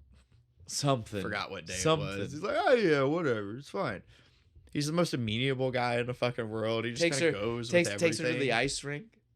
I did like this. This was cute, dude. I did. Shows also how smooth he is with other people. This is not even just like, it's not because Adrian's like, I like you. It's he's good with people, dude.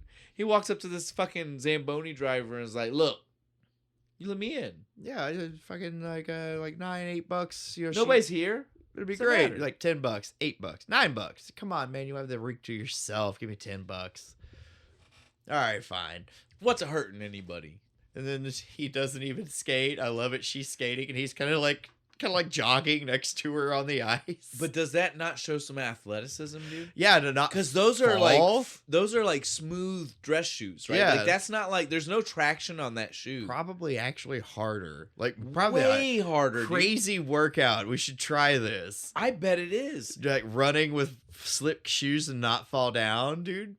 The muscle groups you would have to control. Can we talk about the fact that while they're doing this, he says, yeah, I had to stop skating. It's bad for your ankles. Wouldn't it make your ankles stronger? That's what I was thinking. Because you're using them a lot. I skated one time. And you do the twist and the turn, and it's all about... That's maybe a higher risk of breaking your ankle, maybe? But that's still a different statement than what he made. He was implying, your Achilles tendon is going to he wear was out over time. You can't do it. It's bad, it's bad for you. It makes them worse than if you weren't doing it. And that's not true. That's not true. Okay, sorry. It's weird, but I just had to, I don't... I like him running around. He's explaining what a southpaw is. No, everything... And the origin of it, and she's just kind of like, yeah, okay. This was cute. It was. He's he tells her the South Jersey, Southampton, Southpaw. Get it? Because his arm, he's left-handed, and then he pulls out the pictures from his old fights. And he's like, yeah, this is a good one right here. And she slowly starts to pay more attention because at first she was like, I don't give a shit. Okay. But the charm starts to wear on her after a while. The pictures it was cute, but also weird to me because I was like, he's got pictures of his fights the same way other people have pictures of their kids. Yeah. And he's talking about those pictures like the they way were you his would talk kids. about kids. He's like, and this fight, it wasn't as great, but I'm telling you right now, the picture came out good. It was important. Mick does it later. He does the exact I know. He fucking pulls thing. out He the pulls full the whole poster. fucking thing. Also, in the midst of all this was the finger. Oh yeah, where he's like, I dislocated my finger, and she's all freaking out. He's like, no, it's okay, it's okay. Like, it's like a button. Boop, see, it's fixed. Bong. Bonk. I love the weirdness of that scene. I want to know, does fucking Stallone's finger dislocate? Just do was that for real? Because he was seriously sitting there. It looked like and rubber looked for a second up, when dude. he did it, dude. I loved it. It was a fake finger. I don't know. It was fun and wild. They and, called Tom and real. That's one of those like they called really Tom real Savini real situations. fit to do the fucking special effects on that.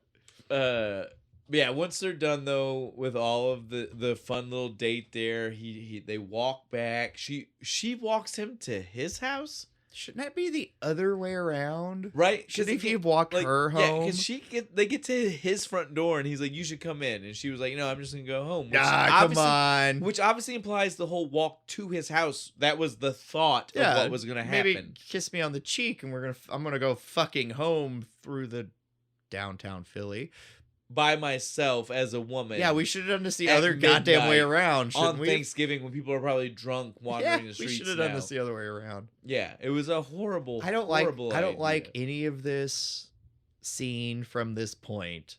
From the getting to his door where he basically kind of bullies her into his apartment. I hate all of this. He says a lot of uncomfortable stuff that gets her inside. They get inside, other than the conversation about his parents, which was fine, and the turtles and well, the turtles was fucked up because that was part of his ploy to get her inside. I've got some cool animals I want you to see, right. And she was kind of like, "That's cool, yeah, I'll see those." I sold them to you. The animals in question were animals he bought from her. So that's creepy, dude. That's creepy. Yeah. The insinuation of them being different. I hate this entire fucking scene, man. From start to finish. I skip it, dude, because it's just awkward. He's super... No, it's all awkward. He's predatory, man. We get to hear him before it gets predatory. We get another Spider Rico name drop because again, Spider Rico. He's like, that's who fucked my face up. See, that is Spider Rico. I got like 3 stitches. It was okay though. This is when we get the 64 fights. 64 fights. Never broke my nose. I'm proud of that fact. Hey, I'm not. Mickey brings it up. It's a big deal, dude. I mean, I've not had 64 fights, but I've had a few. I never broke mine either. Unlike Lettingham, who's broke his like 4 times. Yeah, we can, like we said, we can move past most of this though. It is those are the important things that happen. I mean, they after that they though, kiss and shit. It's great. No, that's not even. Yay. That's not good because, like you said, it's creepy. It is, but like plot reasons, it's supposed to be good. Yeah, I guess, but it's not. If you watch the scene, it's not. That's why I skip it every time. I'm just like, all right, we're gonna skip this awkward date. Plus, as we already said, we don't need to focus on dirty times in the apartment. I think like the second time in the apartment, me and you didn't even barely talk about it. Like that's how little we like Rocky's apartment. It is a dirty, nasty hovel of a place. And so, yeah, we don't need to talk about this apartment anymore. We can definitely move past the apartment. Back to Mickey's gym. Back to Mickey's gym after I guess a now new relationship has started. That's all we really need to. This has officially started. Rocky and Adrian, as a thing. I guess, yeah. What a way to start. But this is when she starts to look different. This is when you start. Yeah, to this is like the magic of his dick cures her eyesight. I guess everything. Rocky goes gives to her that glow. Yeah, Rocky goes to Mickey's, like you said. This is the. He thinks Apollo's looking for sparring partners. Well, everybody does, but this was funny to me. Mickey gives him the card and tells him exactly that. I think Apollo's looking for a sparring partner. Here's the card. And then Rocky's looking at the card, and he says... Must be looking for sparring partners. That's what I fucking said, you dago! Oh, motherfucker. I might edit that out. You can't say that, I don't think. No. I think that's a bad word. Bird? Just bleep it. I'll fix it. Don't worry. But yeah, it will be fixed. That was wild in the movie, was it not? It was. He Burgess screams Meredith at just him. fucking comes out of left field with that. Rock dude. fucking turns around. He's like, what is your goddamn problem? He's like, because you used to be somebody. You could have been a contender. Now you just go around breaking legs like some freaking thug. Can I tell you, he doesn't say contender. I really paid attention and looked. Does he not?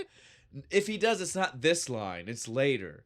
Right now, he just says you could have been somebody, but you decided to break legs. Oh, it's a living. It's a waste of life. It's a waste of life. Sorry, I had to finish it. No, you're good, dude. It's good. Fucking he has such a gravelly fucking voice. He doesn't say. I got it right here. I wrote it down. He does not say contender this time. He said you had the talent to be a good fighter, and instead you became a leg breaker for a 2-bit loan shark. Nice. Let him have it, Mick. I guess. Basically, it boils down to, it's like, I had high hopes for you, and you disappointed me. Like your parents. He's like, I'm not mad, I'm just disappointed. Well, and it makes the whole gym stop. Dude, they do. Everybody's all working out and shit, and then they just all just like, oh.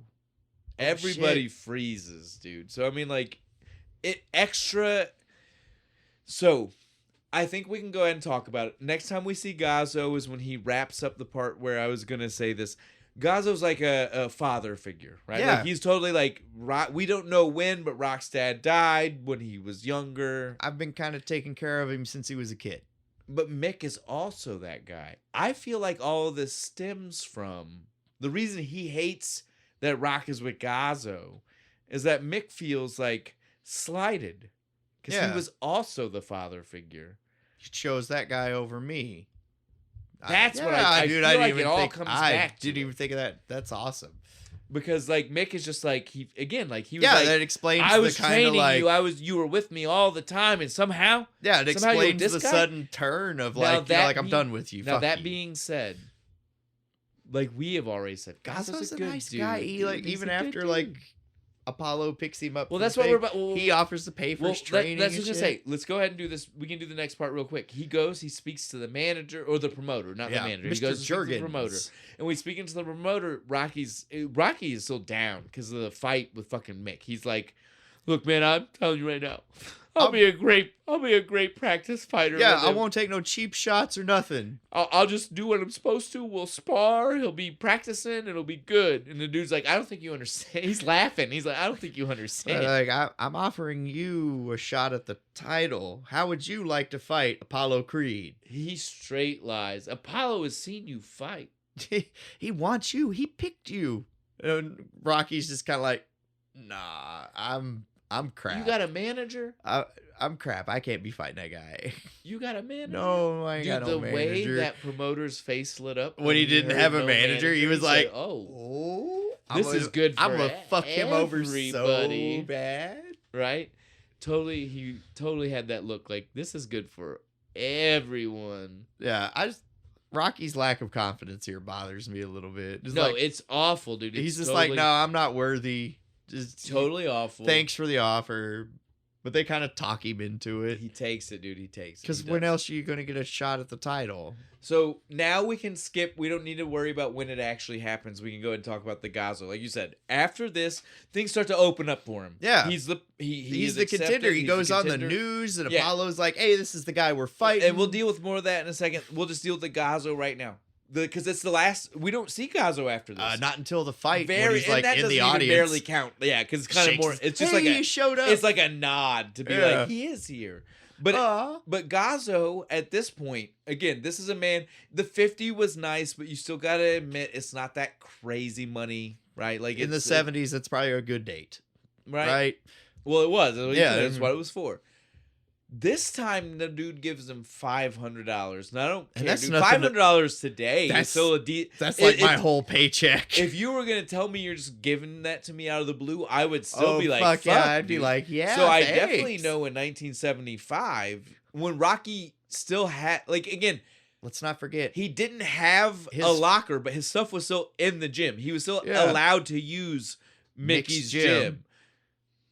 And let's not forget, he got paid $44 for that first fight in this movie. So yeah, he just 500 made like 10 times that. Yeah. Just for training. So yeah, say what you want. Gazzo is a good dude. Yeah, he is. If we're not supposed to like him, the movie did a bad job. They did a super bad job. I love Gazzo. He's so good, man. He's like the secret godfather of Rocky. He's just like, I'm telling back here to like take care of you. Dude. I got you a job. I don't really give you any shit when you don't break people's legs for me, but you know. But yeah, so now we'll get back to like you were saying, the full set. He's watching it all on TV.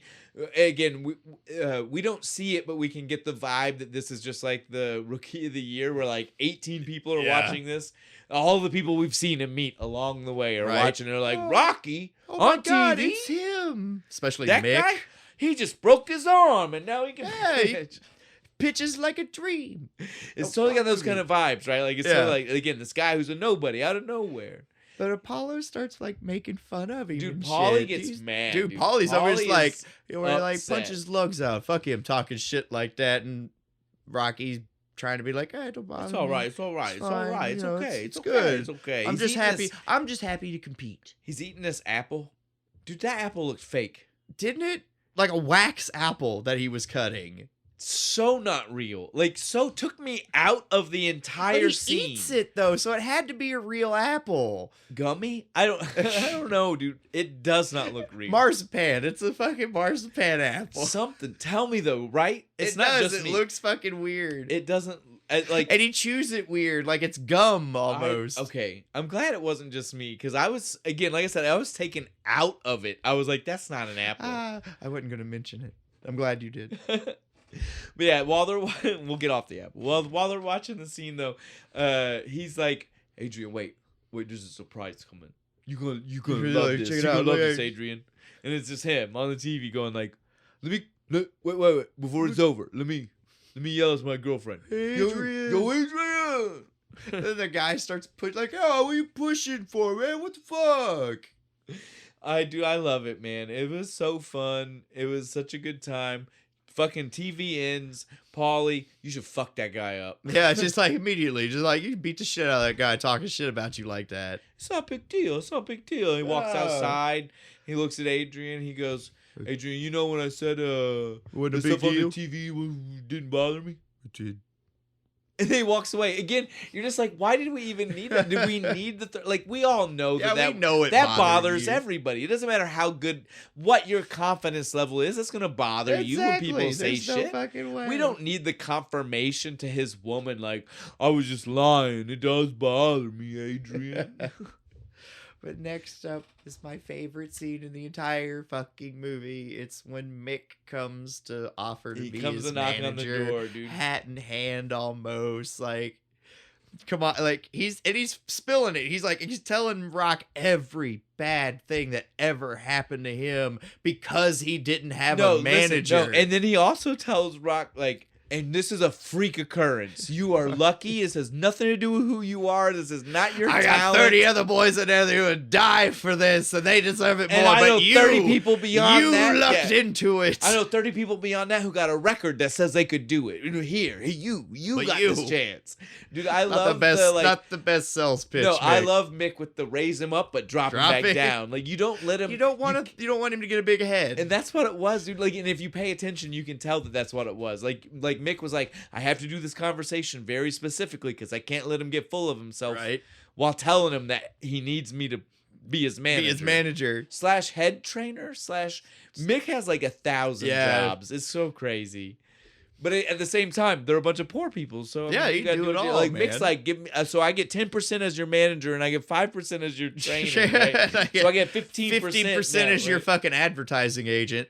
No, he's not on advertising. Who's on advertising? That's Paulie. My bad. That's like the next scene here. Yeah, Paulie gets to have the advertising, dude. Let's get it right. Yeah, this was Mick though. Mick, when he's in the room, he's telling the manager, like you said, this was the earlier pull out the poster that he has, and he's like, "Yeah, I mean, it's a nice poster, Mick." He's like, Yeah, good to fuck for you. You know what happened to me though is because I didn't have a manager. I'd put a nail in his glove and he popped me full of holes. The spit was coming out of my cheeks. Right here? Yeah, motherfucker, he put this vegetation on my ear. It's all because I didn't have a manager. I used to be pretty, damn it. But you got a chance. I don't want this to happen to you. Like, let me give you all this knowledge. Essentially, the whole conversation boils down to, let me fix it all. Let me be your manager. Yep. Exactly. Even though I don't think outright the words, you should make me your manager ever happened. Like, I don't think they do either. There is never an overt, I should be your manager conversation. No. There's just this, like, tap dance around the idea of Mick is your... He's too proud, well, again, because he is more of the trainer still. Yeah. But he is just like...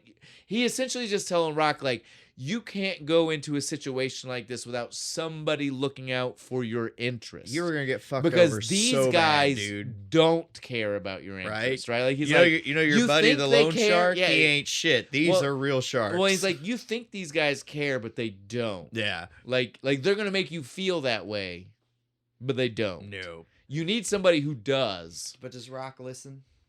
No, well, not at first. At first, he's like, fuck you. I'm going to tell you what I think. Even literally it goes in the bathroom on him. The immediate line back to Mick when Mick finally, like, stops his, like, whole, like, spiel about manager. He goes, yeah, but I guess I'm not good enough for a locker, huh?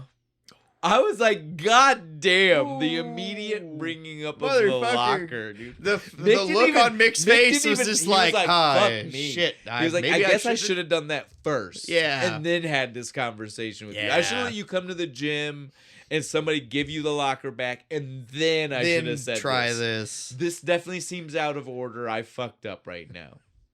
Oops. I love it, dude. I love it. And then it turns into like, where were you 10 years ago when I needed your help? You should ask me, kid. I did ask you. You didn't hear nothing. Sad man. Sad old dude, man. Fucking literally hat in hand. Right. Out the door. He gets to the main doorway of the building. And looks back one last time. Puts the hat on and starts shuffling down the street all sad. I hate it so much. But then Rock comes out, just starts screaming about like, I couldn't, my fucking legs work, and they want me to fight the champ. Go ahead, fight the champ. You want ringside seats to me, get my ass whooped. It's literally just a romance scene. It really is. It's literally the rain is coming down. They just had a fight. The guy realized you go after her right now. Yes, damn it. The guy realized he fucked up. Yeah. He runs in the rain and he's like, "Look, baby, I fucked up." But manly, right? Yeah. Well, the most manly. That's why he's still yelling. That's why there's still like anger in his Hit voice. the fucking wall, and then he just like goes running after Mick. He's like, "It's okay, but I'll see you at the gym tomorrow. It'll be fine." All is good. My favorite scene in the movie. Yeah, after they make up, though, it is officially time to kick it into high gear. It is time to train. So we get our 4 a.m., man. Our first real training montage. Yeah. Well, this one isn't even like well, I don't even know if this movie ever has a full training montage. We get a lot of running montages. Yeah. So this is our first, he does the push-ups. Yeah. Does that count? But that like caps the end of it, and it's barely there. Look, okay. It's not like he's doing the cool like jump rope shit like in the other ones. But so either way, we get a montage. Yeah. This is some of the Steadicam usage. First Steadicam usage ever in major motion picture history. Yeah, major motion picture. The guy who created the idea of it is literally the guy who filmed it for literally just for the scene of him running up the stairs. I don't ask me. It's like I've never been to Philadelphia, dude. Don't Philadelphia ask me. People get mad at me in the comments that I don't know what that building is. This is like where we get a bunch of those montage scenes from. It's like it's the him running against the bay in the background, right, with the ships and stuff. It's him up the stairs the first time, not the time. This is when he's like barely making it up. This was like super early in the morning. He chugged the eggs before he started this run. Bro, wake up 5 minutes early and just cook the fucking thing. You know how short of an amount of time it takes to make scrambled eggs? You don't even have to. You could scramble them in the pan. They'll be kind of white and yellow mixed together. Well, whatever. But it's fine. You throw salt and pepper in there. Yeah, it's all fucking fine. What took you 5 minutes? High heat. You could have then thrown those into a cup and ran and chugged it. And ate them. You could have. You didn't have to do this, and it was disgusting. And salmonella is real. You ever tried it? Nope. It's disgusting. I don't want to. Don't do it. It doesn't look. Don't do it. I won't. It doesn't look like something I want to. I'm telling you, any young listeners who might have not seen this movie before, you see that and think it's a good idea, don't. Because my dumb fucking 5-year-old ass tried this. So next thing we get to see, though, is the meat packing plant. He's got to pick up his meat. I guess. Oh, so first off, like, we've heard Paulie mention through the whole movie, he doesn't want to work anymore. He hates the meat packing plant. This is the first time we see, like, when you hear that, you think like small scale meat packing. No, this dude, like, this is a warehouse. Full, like hollowed out husks hundreds of animal. like beef just cut in half. And Rocky is totally like, did you kill all this shit? Who killed all this? And I want to say Paulie acts like this is signs of how dumb Rocky is. Yeah. No, Rocky is totally legitimate. No, there's I'm right a there lot. with you. If you've never seen anything on that scale, every question he had was legitimate. Industrialization murder right here. Yeah, and that's what he sees and that's what he's asking. He's like, holy shit, Rocky is merely concerned for the mental health of the guy doing this. He can't. You think it ever snows in here? That one was dumb. Trying to defend him over here, and then he turns around with, is it snowing here? Look, I do appreciate that, but also can we talk about how Paulie acts like his job is horrible, but this man just walks in and cuts like a free steak for some friends in the middle of the room. Yeah. Wide open space. Everybody can see what he was doing. Seemingly, he's like the only fucking guy here, too. And it doesn't seem like the kind of place where steaks are cut, so he's literally just doing this completely off the books. Right? Like, he's like, I'm just going to take this. This man needs to get over himself. My buddy Rock needs the protein, all right? Can we, that man needs to get over himself a little bit. Yeah, he needs to chill. That Brock even says it. He's like, you should stay here. You eat better. It seems like a pretty decent fucking place. He brings up wanting to work for Gazzo again. Yeah, well, and again, Rock is literally just trying to look out for the dude, and he won't listen, dude. No. Because Rock's like, it's not a life you want, dude. Like, he's like, I don't want it. I don't want to break people's doing this. It does pay good, and the guy's a pretty decent guy, but I mean, I'm not trying to pretend like it's good work. I don't feel good at the end of the day. You ever broke a 90-year-old man's thumb? I have. It's not fun. You feel bad afterward. In the middle of this weird thing at the meat fucking packing plant, he cuts him the steak, and he's like, here, Rock, you take that. That's yours. You eat up. You need that. You need you fucking my sister?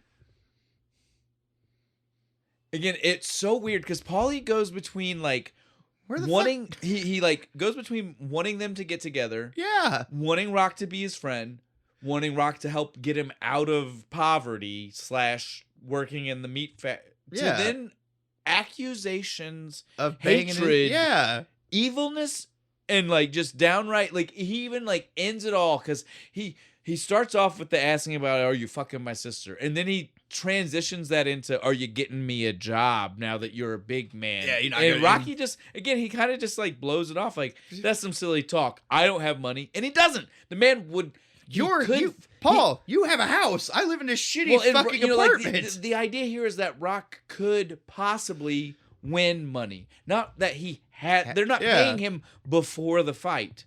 Yeah, it's not a guarantee, man. Like, so yeah, Rock has nothing to pay you to help train him like you want. Like, get over yourself. But then in the middle of this, he throws a tantrum. He punches that fucking meat rib one time.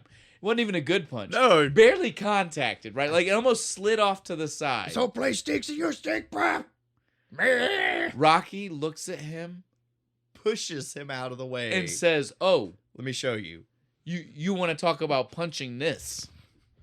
I'll show you punching this. Eyeballing him the whole time, just side-eyeing Paulie while he's like breaking the ribs of the side of beef. No, listen, the way the sound slowly transitions from thud, thud, thud to snap, and once he does one, he snaps each rib after that in one punch. You know, like the first one, it's like keeps going. It's like thap, thap, thap, snap, but then it's literally he's got it dialed in now. He knows, and so it's literally snap.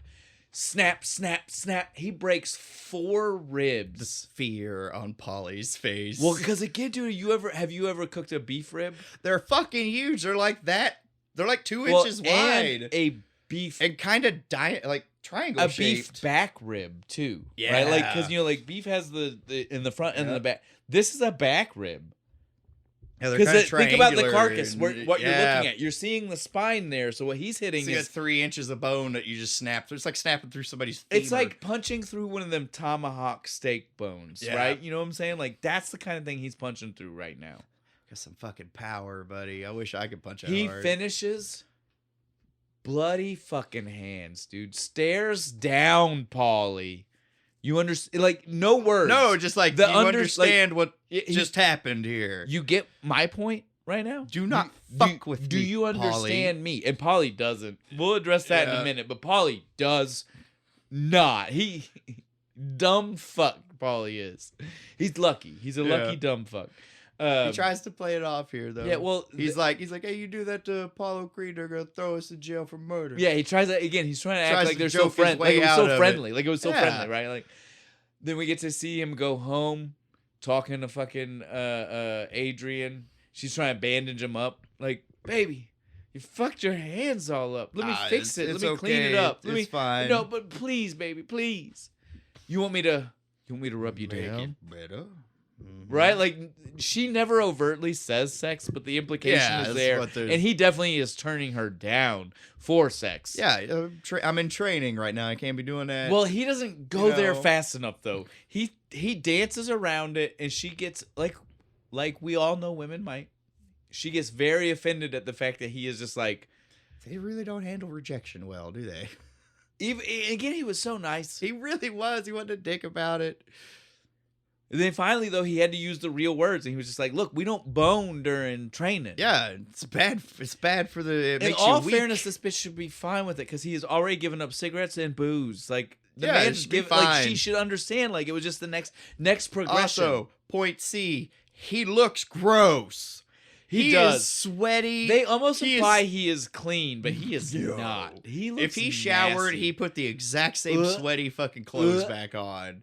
Well, and the hair. Dude, he didn't wash the hair. Like he kept it out of the water because it looks. That boy stank. And she's trying to crawl up on. So I guess I give her kudos. Like that's a determination, dedication on her part. Like that's a woman. Rocky, stop trying to mess up your. You're making it harder on the rest of us, motherfucker. But in the middle of all this going, like they have a moment with each other. They love each other, and it's all good. We get to cut back to another scene with the news in the fucking place, right? Isn't that what happens next? No, it's literally the next day he's training again, and Mickey yells at him that women weaken legs. Oh, that's right. I'm sorry. I almost forgot about that. Women weaken legs. Stupid. Just literally the next thing, because he's like, I need you to quit talking to that pet shop dame. Women weaken legs. Now tie this string around your feet, because you look like Rocky Marciano, but I don't like how he moved. Or whatever the fuck he says. He's trying to train him not to punch. We've had this. Yeah, he's overextending when he's or something on the punch. He wants to keep his feet together or something. I'm not really sure what the string is for. But then after, well, again, it's like they were setting up a bigger training montage that we don't get, right? Like it's weird what they were trying to do here with this weird tying of feet scene. Yeah, and then because it just kind of stops. But again, they're mainly just wanting to show us like that he's taking it seriously, that Mickey is that his whole entourage, they're serious about it. They're taking it serious. Because one of the next things that we get to see is him in the news, right? Like Paulie called the news people to the meat packing place. And this is great because this sets up for us a couple of things here. He's very serious because now he's been doing this all the time. Yeah, this is a new training regimen. Like he showed off to scare Paulie, and Paulie was like, figured it's actually kind of fun, you know. So now Paulie's set up the news thing, trying to get some publicity on his boy and maybe his meatpacking company here a little bit. He tries to sneak in on camera. He's like, fat guy in the back. He's trying to sneak in. We can't have that. No. Start again, shit. So they have Rocky fucking beating that fucking meat. Apollo Creed's fucking trainer, manager, whoever it is, one of the entourage. Yeah, is scared. He is seeing it. He's looking around like, why nobody else paying attention? He's trying to get. Look at this. He's trying Somebody to get him over. this. Like, come here and watch this. The boy you're about to fight. The maid walks past and he tries to get her to stop. Will someone please stop and look at this? We may have a problem. And meanwhile, Apollo's over there like, make sure you send the mayor's wife 200 roses because I'm gonna run for office after this fight or whatever the fuck he says. Totally uninterested by everything. He's taking it seriously though. He tells his manager, I'm serious too. I'll knock him out in 3.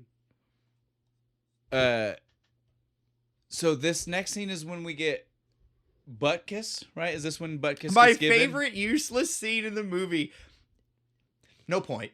Butt kiss gets given to Rocky. Adrian gives him butt kiss. The only reason I know that they this go happened, running together. The only reason I know that this happens now and not later is because that she did that before she moved in with them. Yep. If it weren't for that, I would be like, did this happen later? It's not Christmas yet. I was like, no, but wait, that can't be because she did that before they moved in together. Because it'd be a weirder gift after you're living there. Yeah. Housewarming present. Right. Thanks for letting me move in, I guess. Yeah, so the butt kiss is just so that way we never see the dog inside the house, really. We never get any kind of real payoff for it. It's just so that way we can have one jogging montage with the dog. And I'm so fucking here for it. If you cut this scene, this ruins the whole movie. Because they set up in the beginning that he loves that goddamn dog. But every time he walks into that pet store, hey, butt kiss. Does the Tarzan yell? It gets him to bark. It's great. It's beautiful. Stupid scene, but I need it. But now we can go to Polly being an asshole. Now we can go to Christmas. Now we can go to... Well, and again, the point where I say never should have happened. This level of asshole should never have come from Polly. After he saw the breaking of the ribs. Nope. Because right? Even with his little fucking baseball bat. He gets way too drunk, stumbles inside.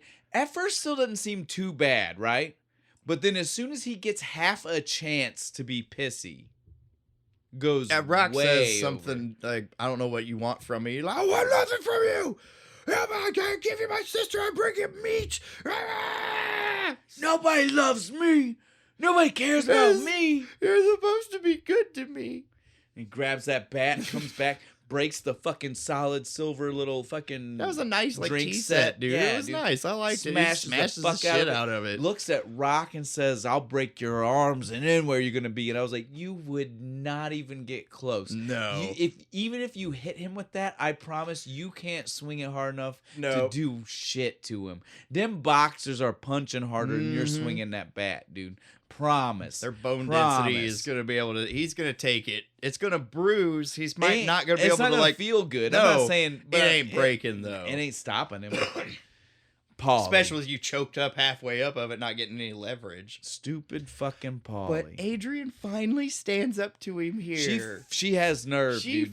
She gets it. She pushes him on the ground. I take care of you. I clean. I cook. I pick up your dirty clothes. The whole movie, Paulie sets it up and designs this picture of like, she can't take care of herself. She's an invalid. She's this. She's that. I'm the one. That one. If it weren't for me, gets around town. Even that one driver guy's calling her fucking the R word. We see that is literally not the case. It is literally the exact opposite. Right? Paulie can't function as a human being. No, if it Paulie wasn't for her, needs someone else to take care of him to function as a person. Yeah, if it wasn't for her, we think Rock's apartment's fucking bad. Oh, this place would be This nasty. place would be disgusting. Well, again, she moves in and Rock's... It's not great. It's not great, but it gets cleaned up. It looks... I would stand in the apartment. She gets rid of the machete coat hanger. I would stand in the apartment after she lives there. Yeah. I wouldn't even stand in it when it was just Rock living there. You know what I'm saying? Like, it was nice. It was like we don't see the 3 weeks of her just on her knees scrubbing this fucking place. Well, it had to be done, dude. Just chipping fucking stuff off of the stove with a putty knife, you know. At this point, though, we are full ramped up. We are full, like, we're getting ready for the full fucking thing. We've done the push-up montage. We've done more training, man. We've done a couple more running montages. We've finally done the full, like, the last steady cam up the stairs and the fully triumphant. I can do it. I'm the in guy. Shape. I can win this. Through the food market and the random dude tossing him the orange. Like, we've done all of it. We're wrapping up. We're ramping up to the end. It's the night before. Strong now. flying high. No, but this is the best time because we are going to go from triumphant version of Gonna Fly now to it's the night before, and we're going to hear Rock wakes up in the middle of the night and the depressed sad version of Gonna Fly now. It's literally the same thing. They changed the key. It's so depressing. He's putting his boots on. He's like, I don't know if I'm ready for this. It's so much, man. I mean, I'm just a little dude. Kinda strong now. I'm just a dude. I'm a low man on the totem pole trying to make big in the world. Now. I don't know if I can make it. And so Rock heads off in the middle of the night to go look at the Coliseum. And this just ruins all of his confidence here. He goes in, he sees the poster, and the colors are wrong. Wrong trunks. He tells the promoter guy, he's like, I'm wearing white and red, not red and white. Nobody gives a shit. I'm sure you're going to give us a good show. And he's like, no one thinks I'm any kind of a threat. He finally realizes, like, I'm a gimmick. I'm a gimmick. This isn't real. Nobody cares. This is a novelty fucking match. Fuck me. It's ruined. All of it. Goes home, cries. And has a touching speech. Apparently, this is what Stallone wanted more than the fight, more than anything in the movie. Could have cut the fight, but leave this scene. Stallone wanted this. He wanted I'm gonna cry to Adrian about my hopes and dreams. Which again, I get it. Yeah. It's the truth to character. I understand. I get it. But we don't really need it. We've seen the whole kind of first part of the movie. We're an hour and 40 minutes into a movie that's an hour and 55 with credits. So we kind of get that you just don't want to be the And there have been no fights minus minus Spider Rico for 15 seconds in the beginning. It was a good headbutt. It was, but we get it. Like, you've done nothing but tell us this about the character. I don't need you to drive it home right before we finally get some action. Yep. He's got to be sad boy right now. And she doesn't care. No, oh my God, she makes me so fucking mad here. He's pouring his soul. I'm like, I feel like I'm crap, and all I want to do, I don't even care if I win. I just want to go the distance, man. And she's like, oh, that's nice, honey. She gives not a fuck. Doesn't hug him. Spoon the man. Do something. God damn it. She pisses me off here. Sorry. He wakes up. He's ready for the fight, though. Yeah, I love that they don't even like they're just like, okay, it's all right. It's fine. Just go to sleep. We're fine. Gets his fight time. It's time for the fight. It's finally time for the fight. We see the opening, everybody's getting ramped up montage. This was the weird, duo too. Back and forth. This was weird. Why here?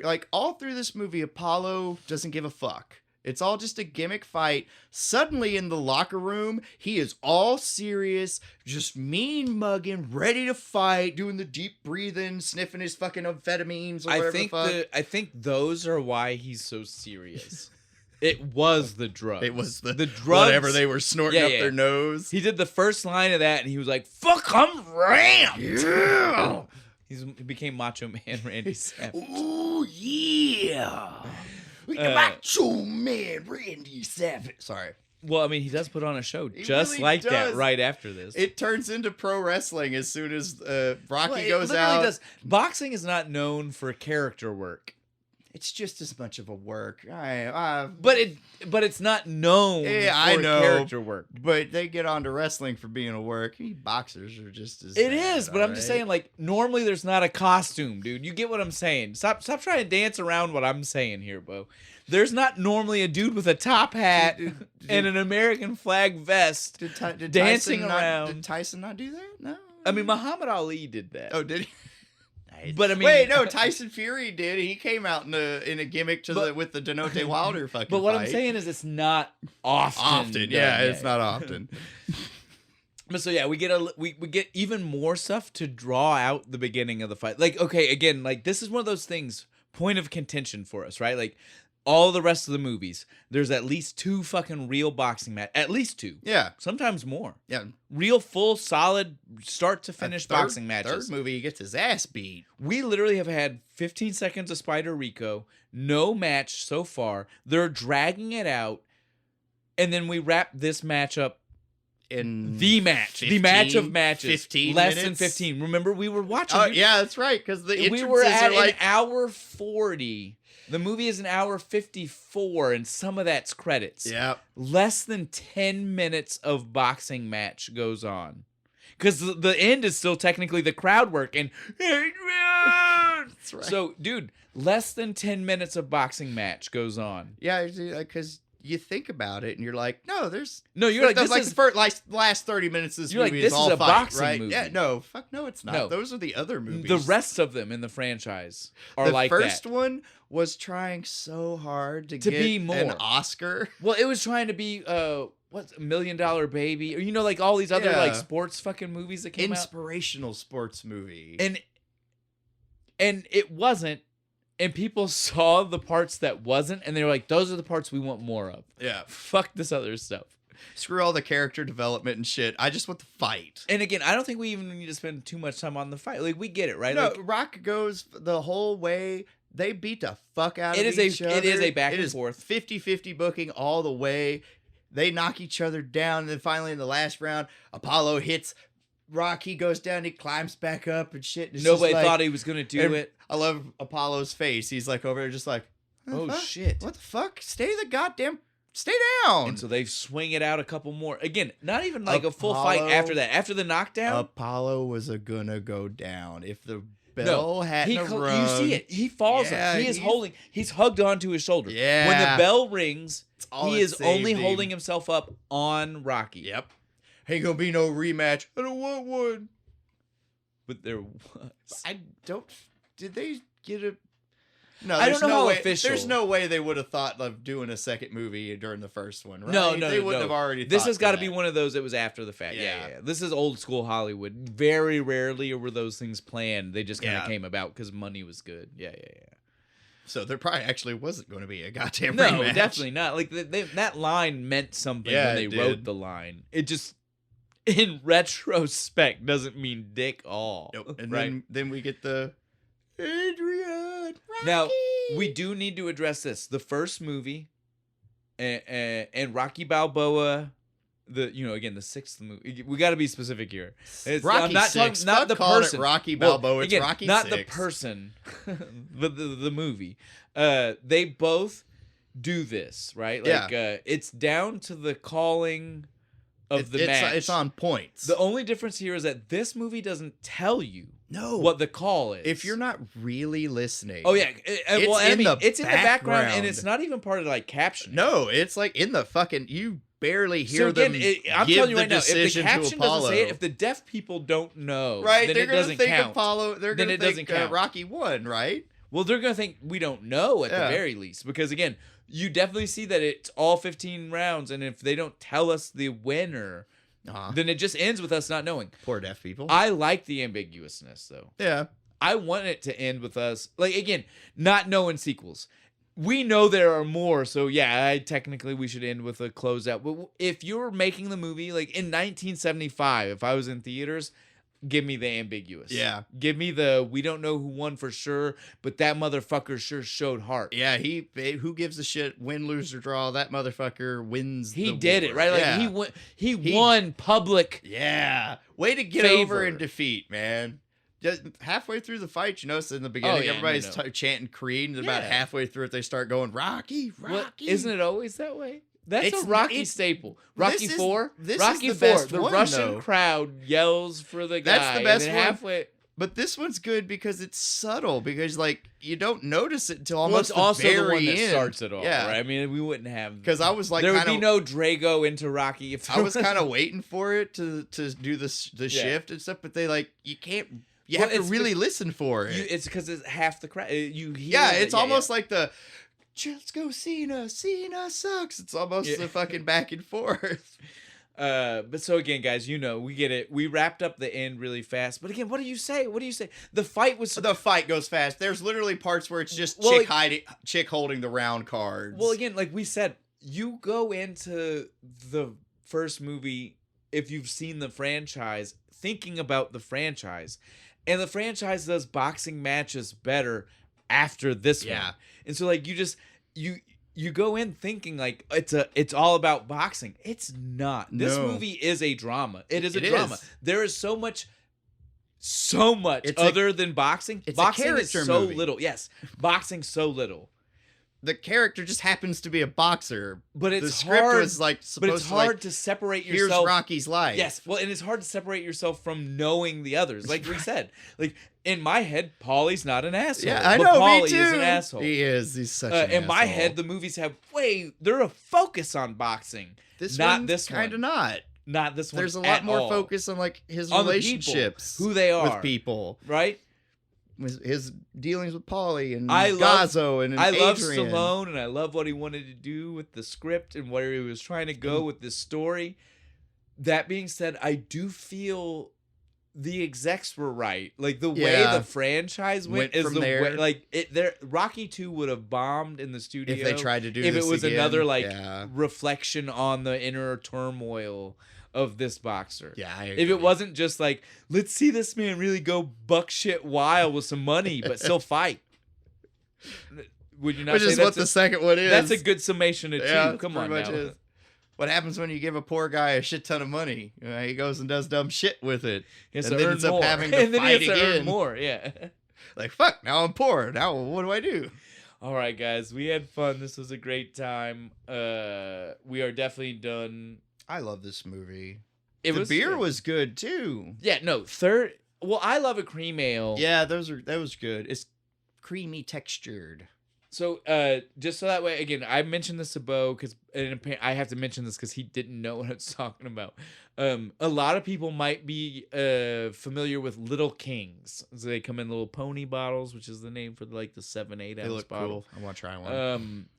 They are also a cream ale, and it's a mass produced. So if you want to, you know, but also for you, and just to reference out our hometown brewery whenever we can, Sawstone does have a cream ale on the menu as well. So you should go check that out. I'll go try that now. Yeah, I love a cream ale. It's good. Again, it's good. It drank so easy to the point where I ran out and had to switch to coffee. Well, that's what I was gonna tell you. Like a cream ale is delicious because like you said, like I had to inform you that like a milk stout isn't actually milky. It's because it uses a lactase. It's misleading. So this has got that creamy like a milk stout would have, but in a light beer. And so it's so easy and then smooth, right? Like it's easy to drink, easy flavor, and smooth and crisp. Yeah, it's good. It even says it on here. Crisp. It's a good little thing. And we've saw Third Eye has a few different. They've got a few other beers that we might be eyeballing for some future episodes. We saw some titles. Eyeballing the Third Eye. Maybe we saw some names. That we were like, hey, man, we could do something with that. I think I have an idea. So like, don't be surprised if you see them come back. Now, on that note, though, next week we are not gonna be drinking Third Eye. No, but we are going back. We're going back. Yay! Where are we going, Bo? We're going to go back to High Wire Brewing because they have more baseball stuff. What are we doing? We're going to hit them with a low pitch this time. Not a double high pitch. Nope. Got to get low. You want to slip right under there so they'll swing at it and get the strike. This time we're going to swing around and do... And I guess maybe this actually... I laughed when I first said this, but I think this works, right? We're going to be doing a league of their own, which is... It's baseball, not softball, but usually you would say women and softball, right? Yeah, not usually. Baseball. Low pitch? Is that pitch from low? Like underhanded. Like low pitch? I mean, and Kit does that at least once, right? Yeah, she does a low pitch. Yeah, like fast. Maybe it makes more sense than we thought. I love when we do this and it's just random, but then we find we're like, no, it works on a bigger level. I like it when we randomly pick a movie and then like. Oh no! That's 2 days later, the anniversary of its release was out. Well, didn't that just happen with Gamera? With Gamera, it was like 2 days later, fucking the release of it. The number of times we have done that in the history of this podcast it's truly crazy. We're just lucky, like we are though. Watch, we're gonna do this. We should research right now both this movie and A League of Their Own, so we can see if the release dates coming up. It's their anniversary or something. There's an anniversary of something with both of them. I bet has to be some kind of dude. We've so many of them. It's just no way it's not. All right though. Before we waste any more time, guys, because we've done this, will make 2 weeks in a row. I am proud to say this. We are finishing, dude. Like we're wrapping up. This is gonna be like roughly a 2-hour episode. Oh fuck yeah! Like straight, just talking. This is I wasn't paying any fucking attention. Very little edit done. Like again, you guys know I'm saying this pre-edit, so like this is me trying to predict the future. But I'm saying very, very minimal to no edit. We're going to be at 2 hours on the dot. I got $5 on it. All right. All right. But I'm proud of us. Me too, man. You got anything for us to close it out on officially? Oh, wait. Yeah, no, I have stuff I have to do. What am I doing? Advertisements. Oh, like, comment, subscribe, share, do all the Facebook things, and give me money. Go to our Patreon because it's so lonely. It tries really hard, and it just wants some love. $3 a month. You can watch all of our stuff. You get to see my pretty face, Shane's cool hair.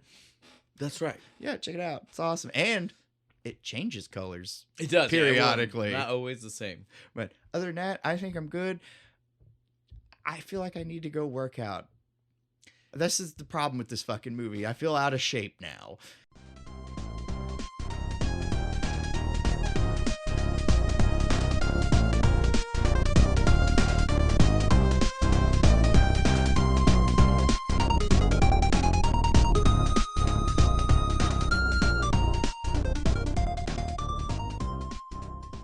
Adrian.